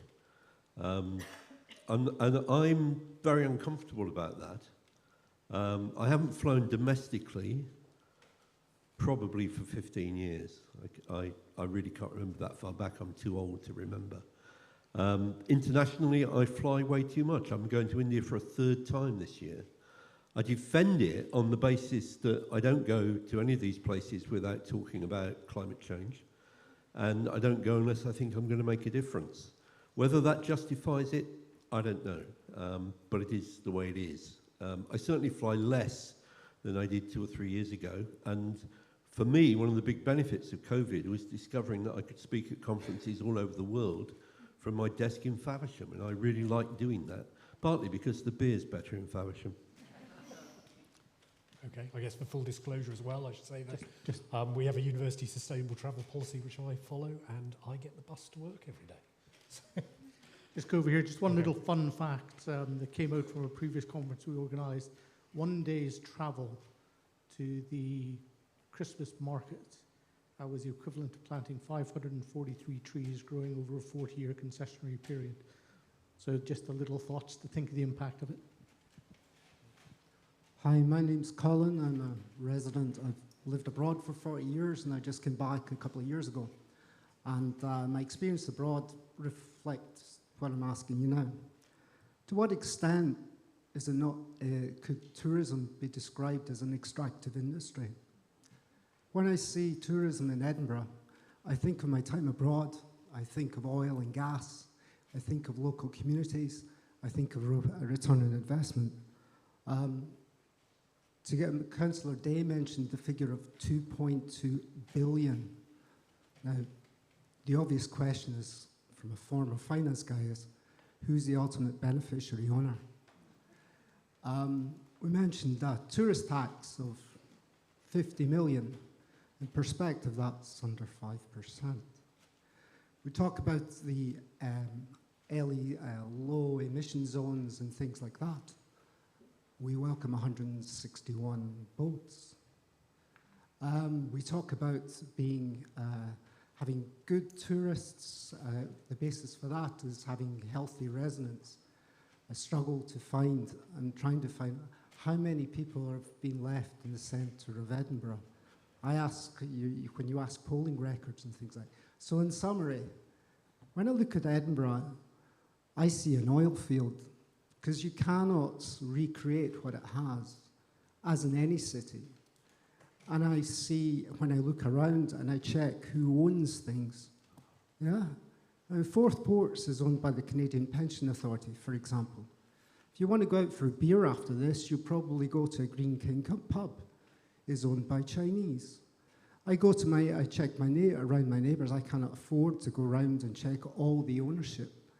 The building next to me, I've got 4 apartments. One's owned by someone in the UK, one's owned by someone in Melbourne, 2's owned by people in blah, blah, blah. These are just illustrative of the points. I think it was Dr. Goodwin that mentioned the fact that a lot of things are financed externally. The biggest investment, the cost of investment, is either equity or debt. Most of the debt is from the banks. So straight away, most of your money is going straight out. Yeah. So in summary, it'd be nice to have I'd be interested in not just responsible tourism, but asking how it all clicks together, if you've thought about clicking it together and having a strategy. Not you personally, but in general with all the agencies. Okay, the big question there on is tourism as an extractive industry and finance and where the money flows. I can still remember the first time I saw tourism described as an extractive industry. It was in the work of Joss Krippendorf, he's the guy who wrote The Holidaymakers, writing in papers, academic papers, about the damage that tourism had done to the Swiss mountain landscape because of skiing, which is actually quite a damaging activity. What strikes me is that I now find extractive to be quite a good description of what tourism is. I mean, that notion has grown on me. But what I would say is that there are other models of tourism, and one of the reasons why I go back and forth to India is that in Kerala, they have created a form of tourism which is largely non-extractive. It's largely benefiting the local community through locally owned businesses, through homestays and so on. So tourism doesn't have to be any particular model. And I go back to what I said. Tourism is what we make it, both as consumers and as producers. We have choices, and the choices we make will change the nature of tourism, and it changes by destination.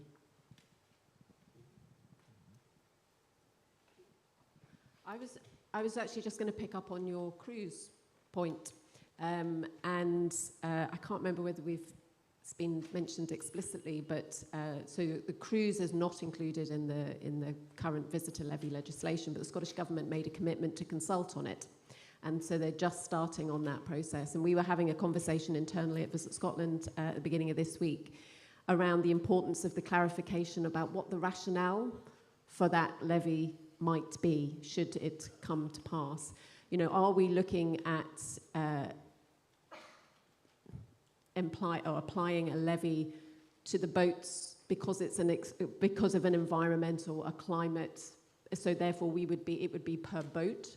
Or are we looking at it from a visitor perspective? So are we looking to apply a levy so that the impact of the individuals coming ashore would be managed? And it's those kind of fundamental questions, certainly in terms of the cruise sector, that I think need to be debated over the next few months in order to make sure that if we do have mechanisms to generate income, that we do it under the right basis. So, because I think there's quite a polarized view in terms of the cruise debate as to whether or not it's done on an environmental basis or whether we're doing it from a visitor management perspective.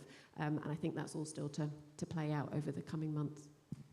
Why is that a choice? You can do both. You can do, but I guess it depends on how it's collected and where it's then applied. So I think that's all part of that mechanism that would then come forwards. So it's just on that specific example. John, did you want to? So it's just to agree, of course, so it's extractive without doubt. And it used to be that we talked about whether it was an intangible or tangible extractive industry. So oil mining would be tangible. I do think tourism, the impacts are tangible. They're hard to quantify culturally and socially sometimes, but environmentally you can certainly count it as tangible. And I think the other thing you allude to is private equity and successive governments' approaches to liberalising the investment landscape of the United Kingdom. And we can see the impact that has had, almost all of it not good, from water to power across the board. And I think, I come back to the idea, the dominance of market ideology and unfettered and lack of regulation in these areas, which you cannot combine with a serious approach to trying to prevent the impacts on a fragile climate and planet. Angela, Patrick, do you want to?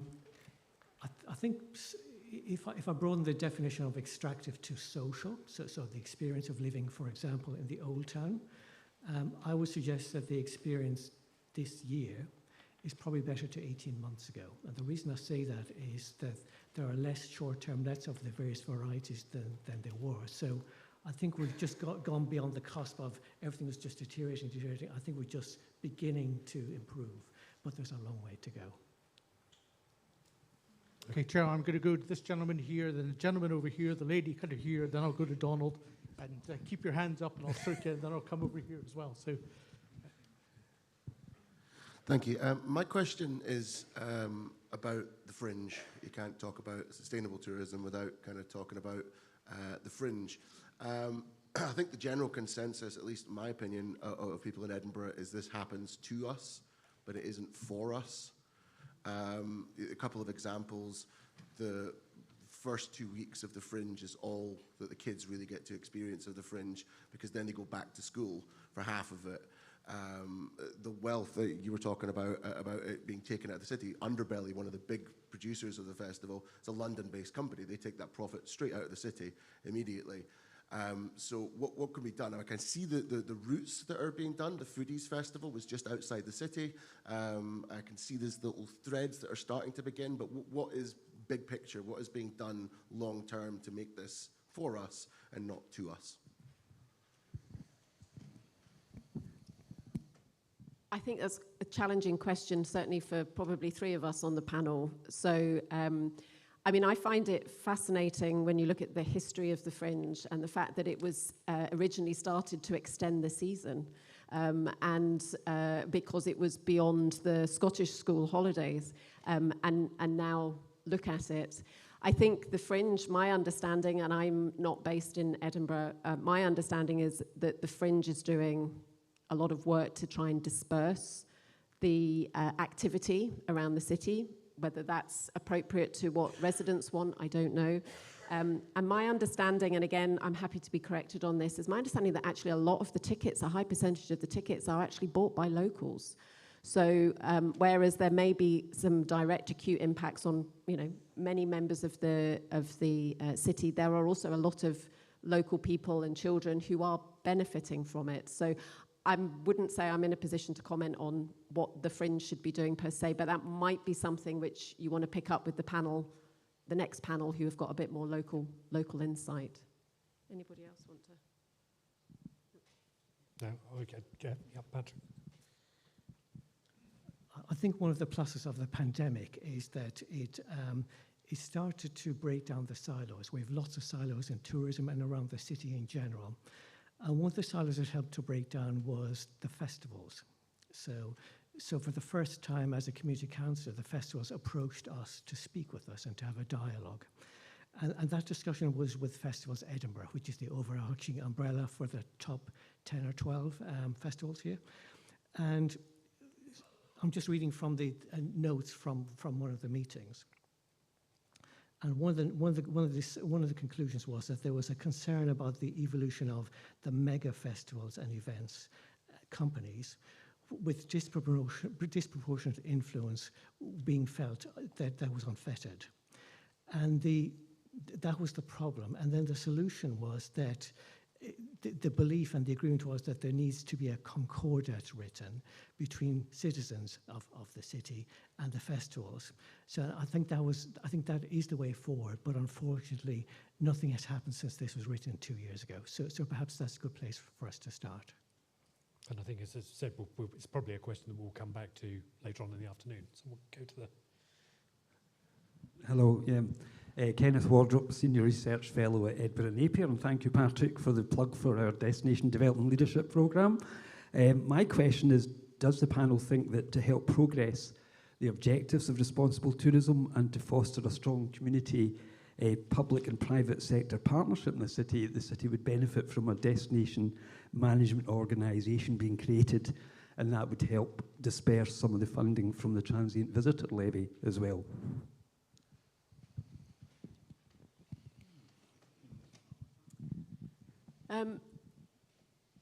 I think there are people on the next session who will be able to answer that directly, because they are involved in the delivery of the tourism strategy, but also the management or the collection, the private sector, public partnership discussions. I mean, what I would say from experience of destination organisations across the country is that no two destination organisations are the same. I think the DMO that Harold alluded to, I don't tend to call them DMOs, I call them destination organisations, because for some of them, they don't do any marketing because they don't have the capacity or the budget to do it. Some of them do a degree of management, but what most of them do, and they do very well, is around industry engagement and industry representation, and they provide a voice for the sector, which can then start to have that conversation with public sector, ourselves, etc.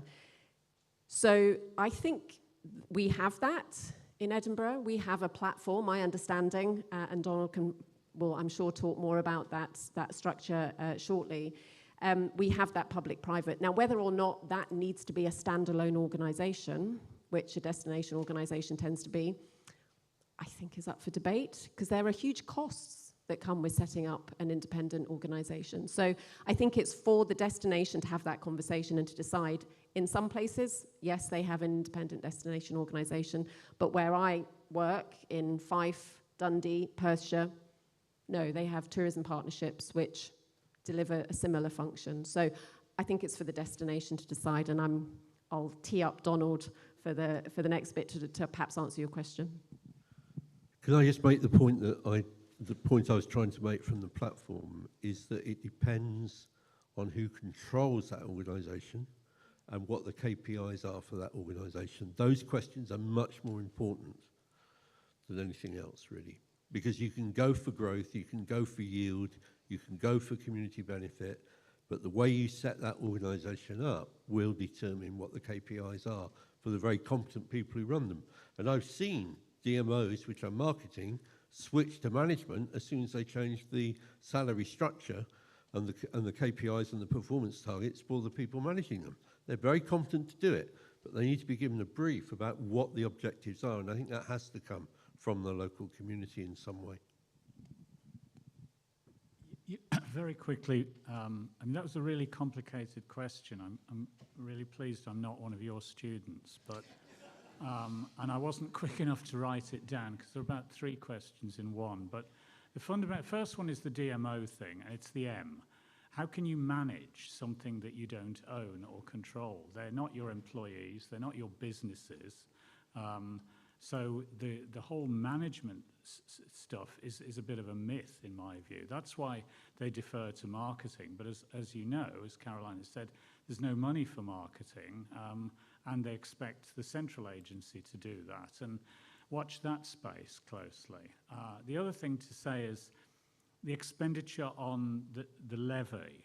That is the subject of consultation and published meeting record. There is an industry group that representative of the sector here in Edinburgh who do discuss the allocation and the expenditure profile. So there is already discussion and representation there. But you can see all that stuff, it's online. Okay. Thank you. Hi, my name is Alison, and I'm really in a unique situation because I'm a resident of Edinburgh. But I left Edinburgh in 73. I was born and brought up here, left in 73. And in the 50 years I was away traveling around the world with work, I trumpeted about my beautiful city. When I came back 4 years ago, I decided to be a tourist and go around this beautiful city and see how beautiful it was. And to my horror, and I hope people don't disagree with me, the litter and the graffiti in this city was so shocking that I couldn't believe it. And I have a big family who are in the diaspora and have come to Edinburgh to stay with me to do the Edinburgh thing, which everybody wants to do now on their bucket list. And they have enjoyed all the stuff and all the stuff you talk about, Edinburgh Castle and all the stuff. But they, to a man, maybe it's an age thing, they say, what a lot of litter down the old town. What's with all the graffiti all around Toll Cross? And where's the clock gone from Toll Cross, which the council cannot tell me where it's gone? So my argument is we can have all this about whatever it is you're all talking about, really can't remember. But when it comes down to it, I am hoping and praying to God on high that this levy thing, 5%, is not going to be wasted or disappear into the copper somewhere. It's going to be used to do something about the flipping litter and the graffiti so that tourists who come won't say, it's great Edinburgh, we love the castle. What a lot of litter you've got. But that's just me.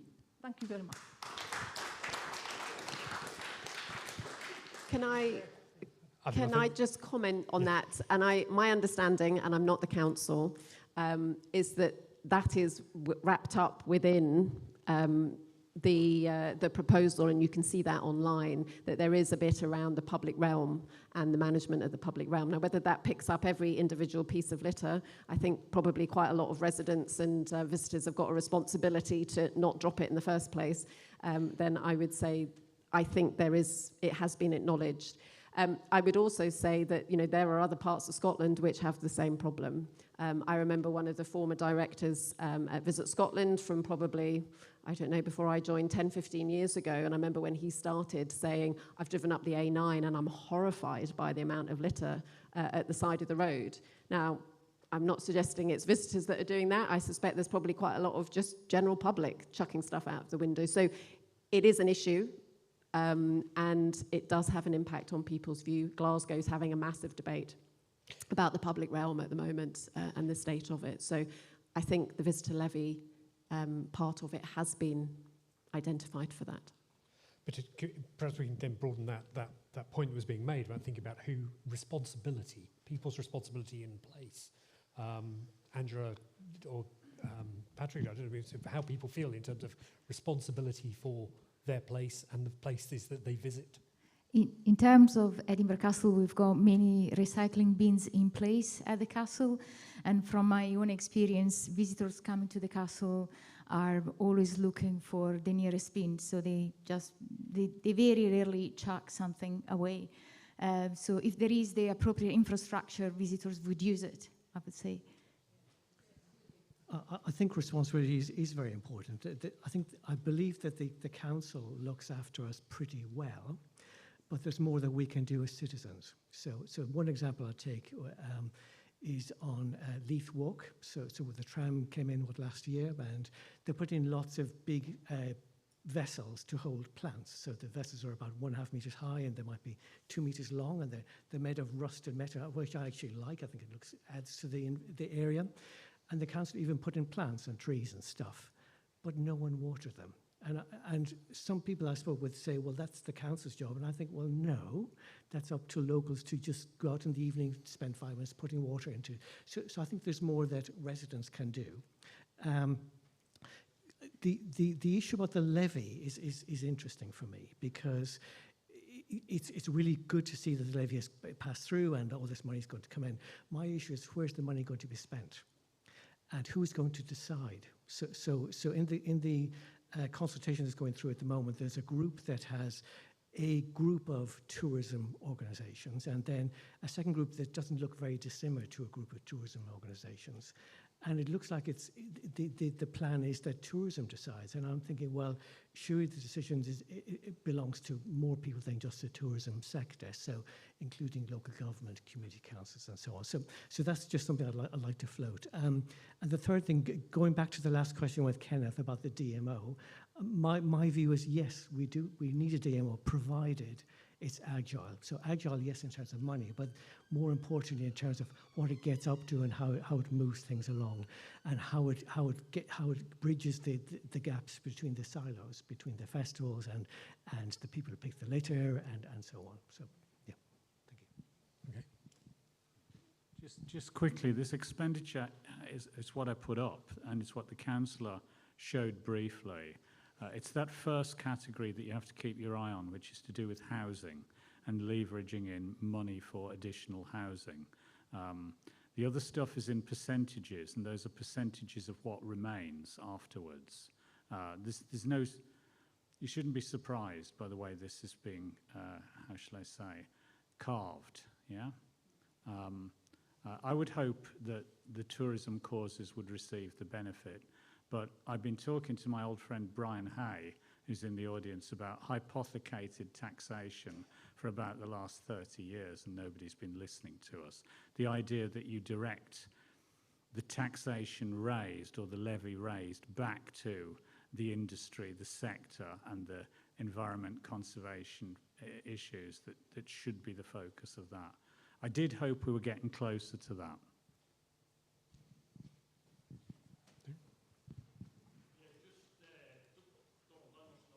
The tourism industry, I think, as long as John, and I didn't think I'd disagree with him. I agreed with him completely up until the point he said we can't measure the benefit of it. It's basically too difficult. Actually, you can, and we should, and it's important that we tell people what the benefits are. Edinburgh is a huge economic success. It's got the 6th highest GDP per capita in Europe. We've got the highest average earnings of any city outside London. We've got the highest average disposable income of any city outside London. The tourism business that we generate in Edinburgh is a huge part of that. Tourism offers a range of jobs that you don't get in a lot of other industries. The staff in the Hawksmoor restaurant over the road from where I am, a couple of years ago, were on £32,000 a head, and they could get up to £2,000 as a bonus if they recruited a friend, up to 4 friends. I don't know what they're getting paid now, presumably more. If you look at what's happened in Edinburgh in terms of the general increase in wealth and prosperity, it's made a huge difference to the city, and you've had Leith going from being the home to train spotting to being described as one of the best places to live in Britain. In Craigmillar, unemployment today is lower than it was in Morningside in the 1990s. That's how far we've come in Edinburgh. And you live a longer, healthier and wealthier life in Edinburgh than most other UK cities as well. So we can measure it, we should measure it, and it's important that we communicate that. That said, it's not all sunshine and lollipops, and there are still problems. I was interested in what Patrick was saying about the changes of his experience in living in the city centre. I do think Airbnbs have been a huge problem, and housing is a huge challenge in Edinburgh. I just wonder, Patrick, if you're aware of what the experience is elsewhere across the city centre as the city rolls out its management of Airbnbs and short-term lets. Before I hand over to Patrick, because if I said you can't measure the benefits of tourism, I don't remember that, and it's my nerves because I'm not used to speaking in these intellectual gatherings like this. You know, normally I'm speaking to students who aren't listening, and that's why I'm no longer an academic. So I absolutely agree with you. You can measure the benefits, these tangible economic benefits. What I was trying to say in my garbled way was that the social and cultural impacts are much harder to quantify than GVA, GDP, average earnings, visitor numbers, occupancy, room rates. I was doing that for the last 2 decades. I have therapy scars to prove it. So the problem is, let's be clear, not all of those people working in the sectors are earning £32,000 an annum. A lot are on living wage or less. There's a lot of casualisation. There's a lot of seasonal jobs there. And it's very difficult, even if you're on £32,000 a year, to get on the housing or rental ladder in a place like Edinburgh. So I'm not against it, but what I tried to allude to there was about balance of employment in an economy which is healthy for any city and any destination. And yeah, this is one of the places, don't get me wrong, but there's more we could do. There's more we could achieve, I believe. Okay. Thank you, Donald. I think it was the Sunday Times that did a report before the pandemic. They suggested that in the city centre that about 29% of homes were Airbnbs and Booking.com and so on. So I've looked at the figures for the licensing applications. So looking at the conclusion is that instead of 29% of homes in basically the old town, the city centre, it's now down to about 10%, just in terms of applications. So there were 4,700 applications up till last month. And of those, 661 were in the old town, and then there were different reasons why there were applications, but that breaks down to 10%. So it's a significant reduction, but it's still quite a sizable figure. With regard to what's happening in the rest of the city, so in the old town, it's 10%. So for every short-term let space, that equals 10 residents. But for every short-term let space outside the old town in the rest of the city, it's 109. So there's a huge dip in the number of short-term lets in the rest of the city. Of course, there are hotspots, and I'm guessing Leith would be one of those, perhaps Portobello to a lesser extent, and obviously Newtown too. But other than that, I haven't looked in more depth. Could I ask the panel to reflect on what more rich data do we need, and where do we get it from?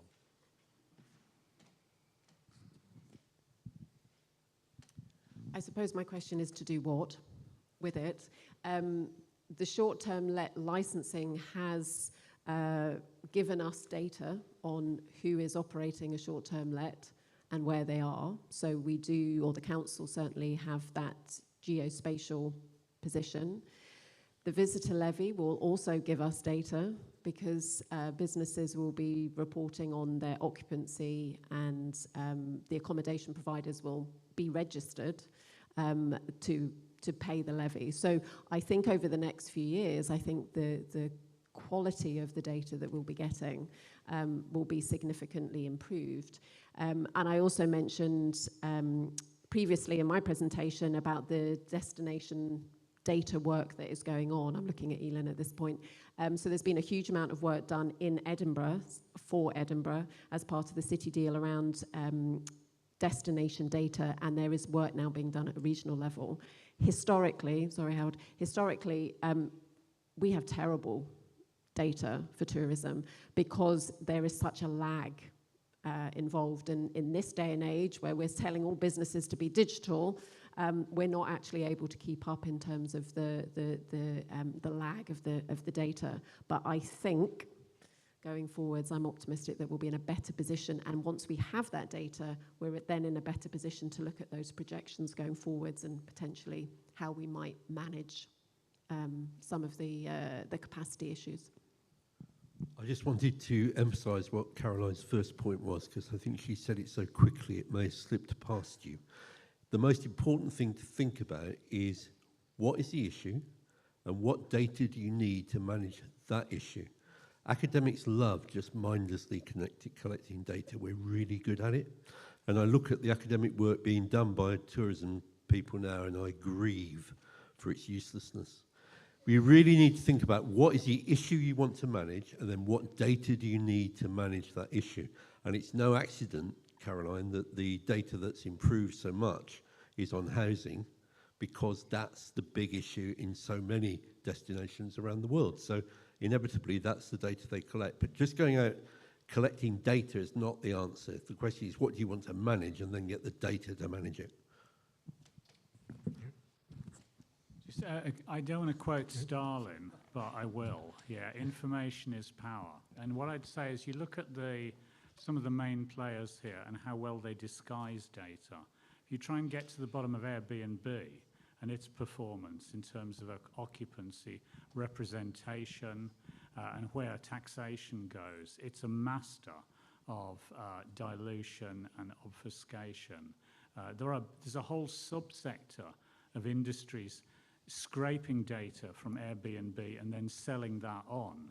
There's a very funnily titled company that I used to commission called AirDNA, which did the scrape of Airbnb, because it is horrendously complicated for someone who isn't close to programming and close to forensic accounting to try and understand what they're doing. So I think, we could talk a lot about the data that would help us significantly, but in times when budgets are tight, research gets cut and data collection is an easy target when the economy's tanking. Thank you. Thank you very much. Excuse me. So I'm Councillor Leslie Marion Carmen. I'm the Deputy Lord Provost, and I've had involvement with tourism in a number of guises over the years. So my question to the panel, if I may, is, having listened to some of the questions, particularly from the gentleman at the back about who benefits, the city spends a lot of time and energy supporting tourism in various ways. And to Professor Lennon's point about what we own and what we don't own, we might not own all the venues, but we do own things like the conference centre, museums. We own our bus company, our trams company. We're also, as a council, a planning authority, an alcohol licensing board.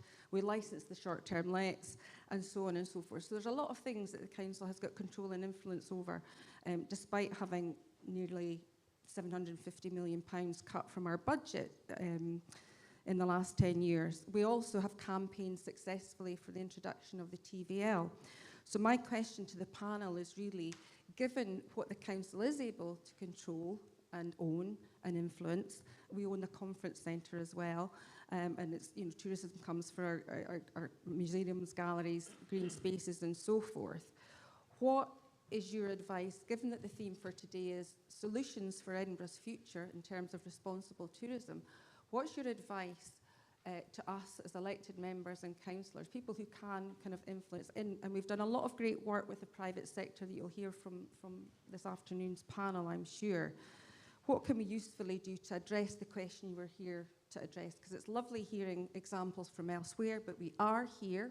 I think we've all come here to hear and to tackle the problem or the issues of concern here in the city. And I'd like to hear some direct advice and comment on how things currently are in Edinburgh. As someone who sits in all of the committees and the Culture and Communities Committee, I play a very proactive role in making decisions around what happens with my colleagues. So that's my very direct question and appeal to the panel. Thank you, Chairman. If I may, I'll just respond to that first in a most unsatisfactory way, which is that I think until you've identified what are the issues which are most pressing and that you most want to deal with, it's very difficult to identify what you should do about it. What I would say is that there's an awful lot of experience now around the world in different ways of dealing with very specific issues, some of them particularly rich, and I'd pick out Barcelona as an example of that because they've been doing it for such a long time. But there's experience from all over the world about probably 50 or 60 different management strategies available, primarily to local government, to deal with it. But it is a matter, first of all, of identifying which issues you want to deal with, and that is surely something which councils need to do, because only you can do it. I think we've done that, actually. I do think the city hasn't. No, sorry, I don't want to say. No, but that's my point. I think the city, the council has done a great deal of work to identify the issues we're trying to collectively, as a council and as a city, with partners to address. And I've identified the kind of powers and possibilities that the council has control over. And so what I'd like to hear is, you know, as I've said, it's interesting hearing about what happens elsewhere, but we're trying to manage things in a way that doesn't create protests or disruption or unrest or citizen, we're trying to really support our residents. It's so hard. And I want to hear that I would respectfully argue that we do know the issues because our residents tell us, industry tell us, businesses tell us, our community councils do a great job of telling us. And we as elected representatives through our inboxes are very, very aware, hugely aware. And as I've said, as one person out of 63 elected members who sits on all these different committees that I outlined, I'm wearing different hats, whether it's an alcohol licensing board, whether it's a member of the planning committee, whether it's on culture and communities, whether it's as chair of the International Conference Centre. There's all sorts, I'm taking part in the management of tourism in a very proactive, active way on behalf of the citizens of Edinburgh. And I was just going to say as an aside, I haven't heard anything around business tourism, because I think there's a difference between leisure tourism and business tourism that so far this event hasn't addressed. So respectfully, sir, I do think we know what we have to tackle, and we are trying to come up with Edinburgh solutions for Edinburgh City, because we are a very unique city, as every city is. We have things in common with other cities in the UK and abroad. I absolutely understand that. And to the lady behind me's point, I lived in Sydney for a long time and likewise came back absolutely shocked at the state of our city. So there are citizen and visitor behaviours to address as well. There are things in common that we have with other cities, but we're a unique city, which makes us so special. It makes us why people want to come here. So that's what I'm looking for from today's event, if I may. Thank you very much. And in my defence, the point I was trying to make is that I do not know what those issues are. I'm not from Edinburgh, and therefore I wouldn't dream of trying to suggest what you might do. The point I was making about other cities is that there is a wealth of ways which people have found of doing it, and I think there are things to be gained by looking at what other people have done to address particular issues, and I'd be very happy to help with that. But I'm not going to identify for Edinburgh what the issues are, particularly since I live 200 or 300 miles away.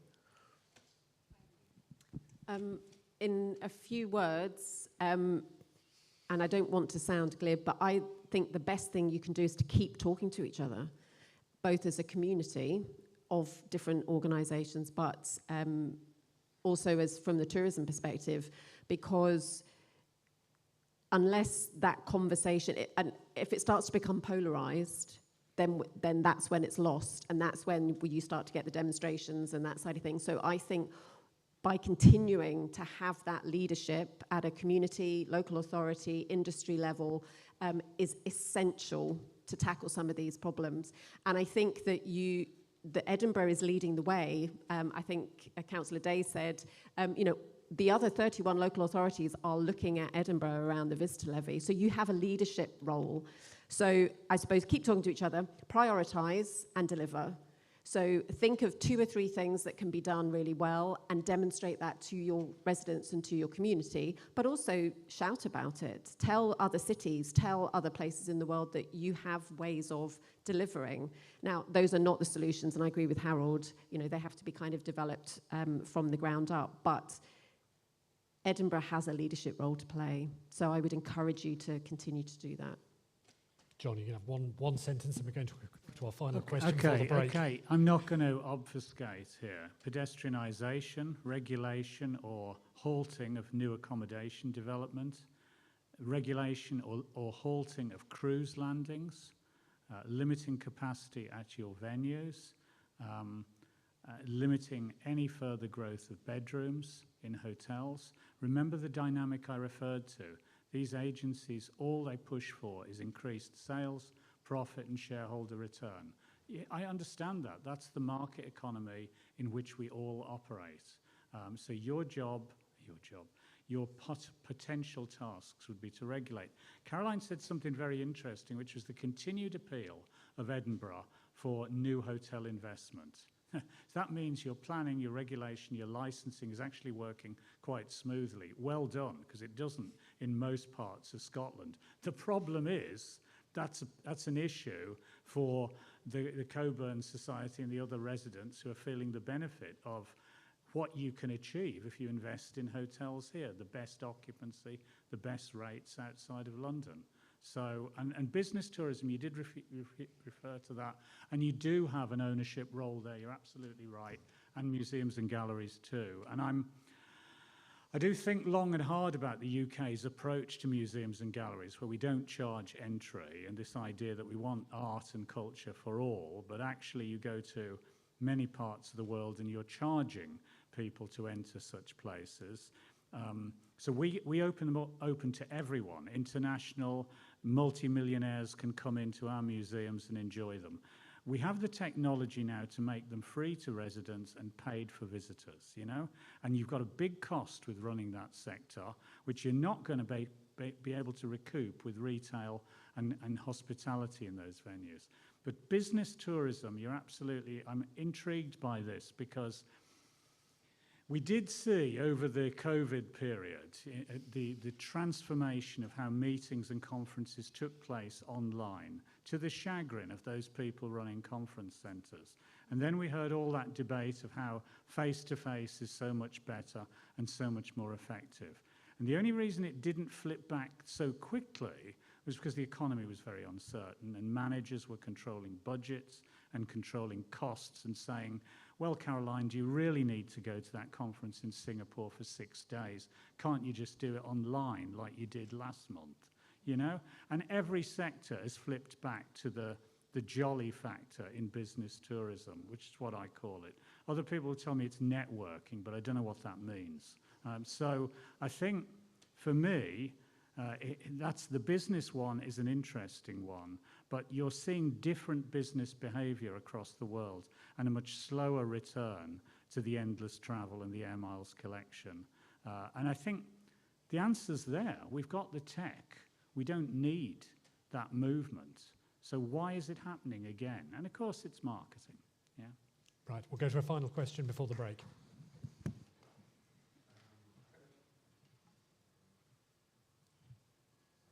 I had a question for Professor Lennon, going back to your presentation. I'm sorry to be burdening you with questions.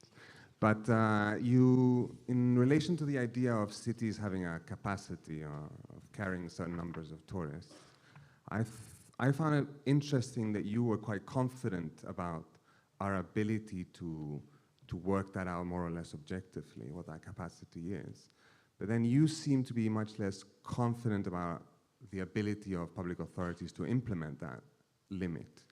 And so on that, isn't the most directly effective and most obvious way that is also directly impactful of doing that, limiting the absolute numbers of accommodations that can be available at any particular point in time?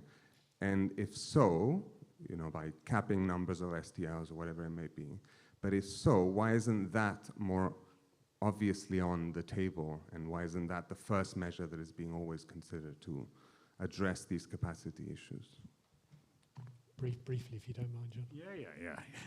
I didn't want to take this. Right. The point I was trying to make about carrying capacity, you can calculate it. There is precedent there. It has been done elsewhere. But the harder stuff is the impacts in terms of social carrying capacity and cultural carrying capacity, which is much more intangible and difficult to get to. The point you make about the role of local authorities or city governance to manage tourism flows, you said I was less confident about ability. No, they have the ability. They have the ability to regulate and legislate. It's the will that's important there, the motivation, yeah, and the political ramifications of doing it, you know. I understand their world. You know, it's a 3 to 5 year election cycle, and we know what works for the voters, you know, housing, education, and health service, yeah? So we in the T word, we're pretty low down the political agenda. You know, try and think who is the culture secretary at the moment in the UK government or in Scottish government. And this is an informed audience, yeah? So I think for me, it's about not ability, it's about will. And we do have teeth, but we have to be willing to use it at a city level.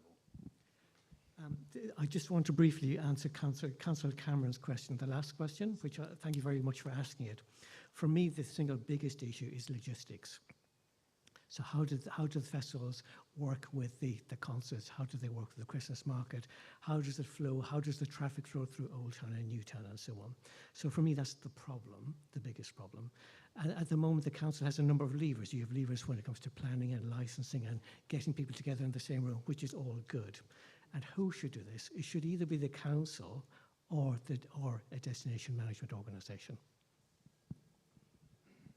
Caroline, did you want to? Yeah, I was just going to say, in terms of, you mentioned about short-term lets being a mechanism for regulation. I don't know the exact figures, but I would estimate that a relatively small proportion of visitors to Edinburgh stay in short-term lets, that the majority probably stay in hotels. I think there's also the consideration of day visitors. So people who are just coming in for the day, whether that's from out with the area or just travelling up. So I think there are lots of different mechanisms that can help to regulate or manage visitor numbers. The short-term letting legislation is new. It wasn't an option a few years ago, as is the visitor levy. You know, it is as new as it can get. So these are all levers and mechanisms which will be tested over the next year, 2 years, and that's the opportunity for organisations such as the Cockburn Association to scrutinise the effectiveness to which those levers are being used to the benefit of the community. So that's a challenge back to you as an association to keep track on that, which I'm sure you will. Okay, thank you. Let's thank our panel, and we'll...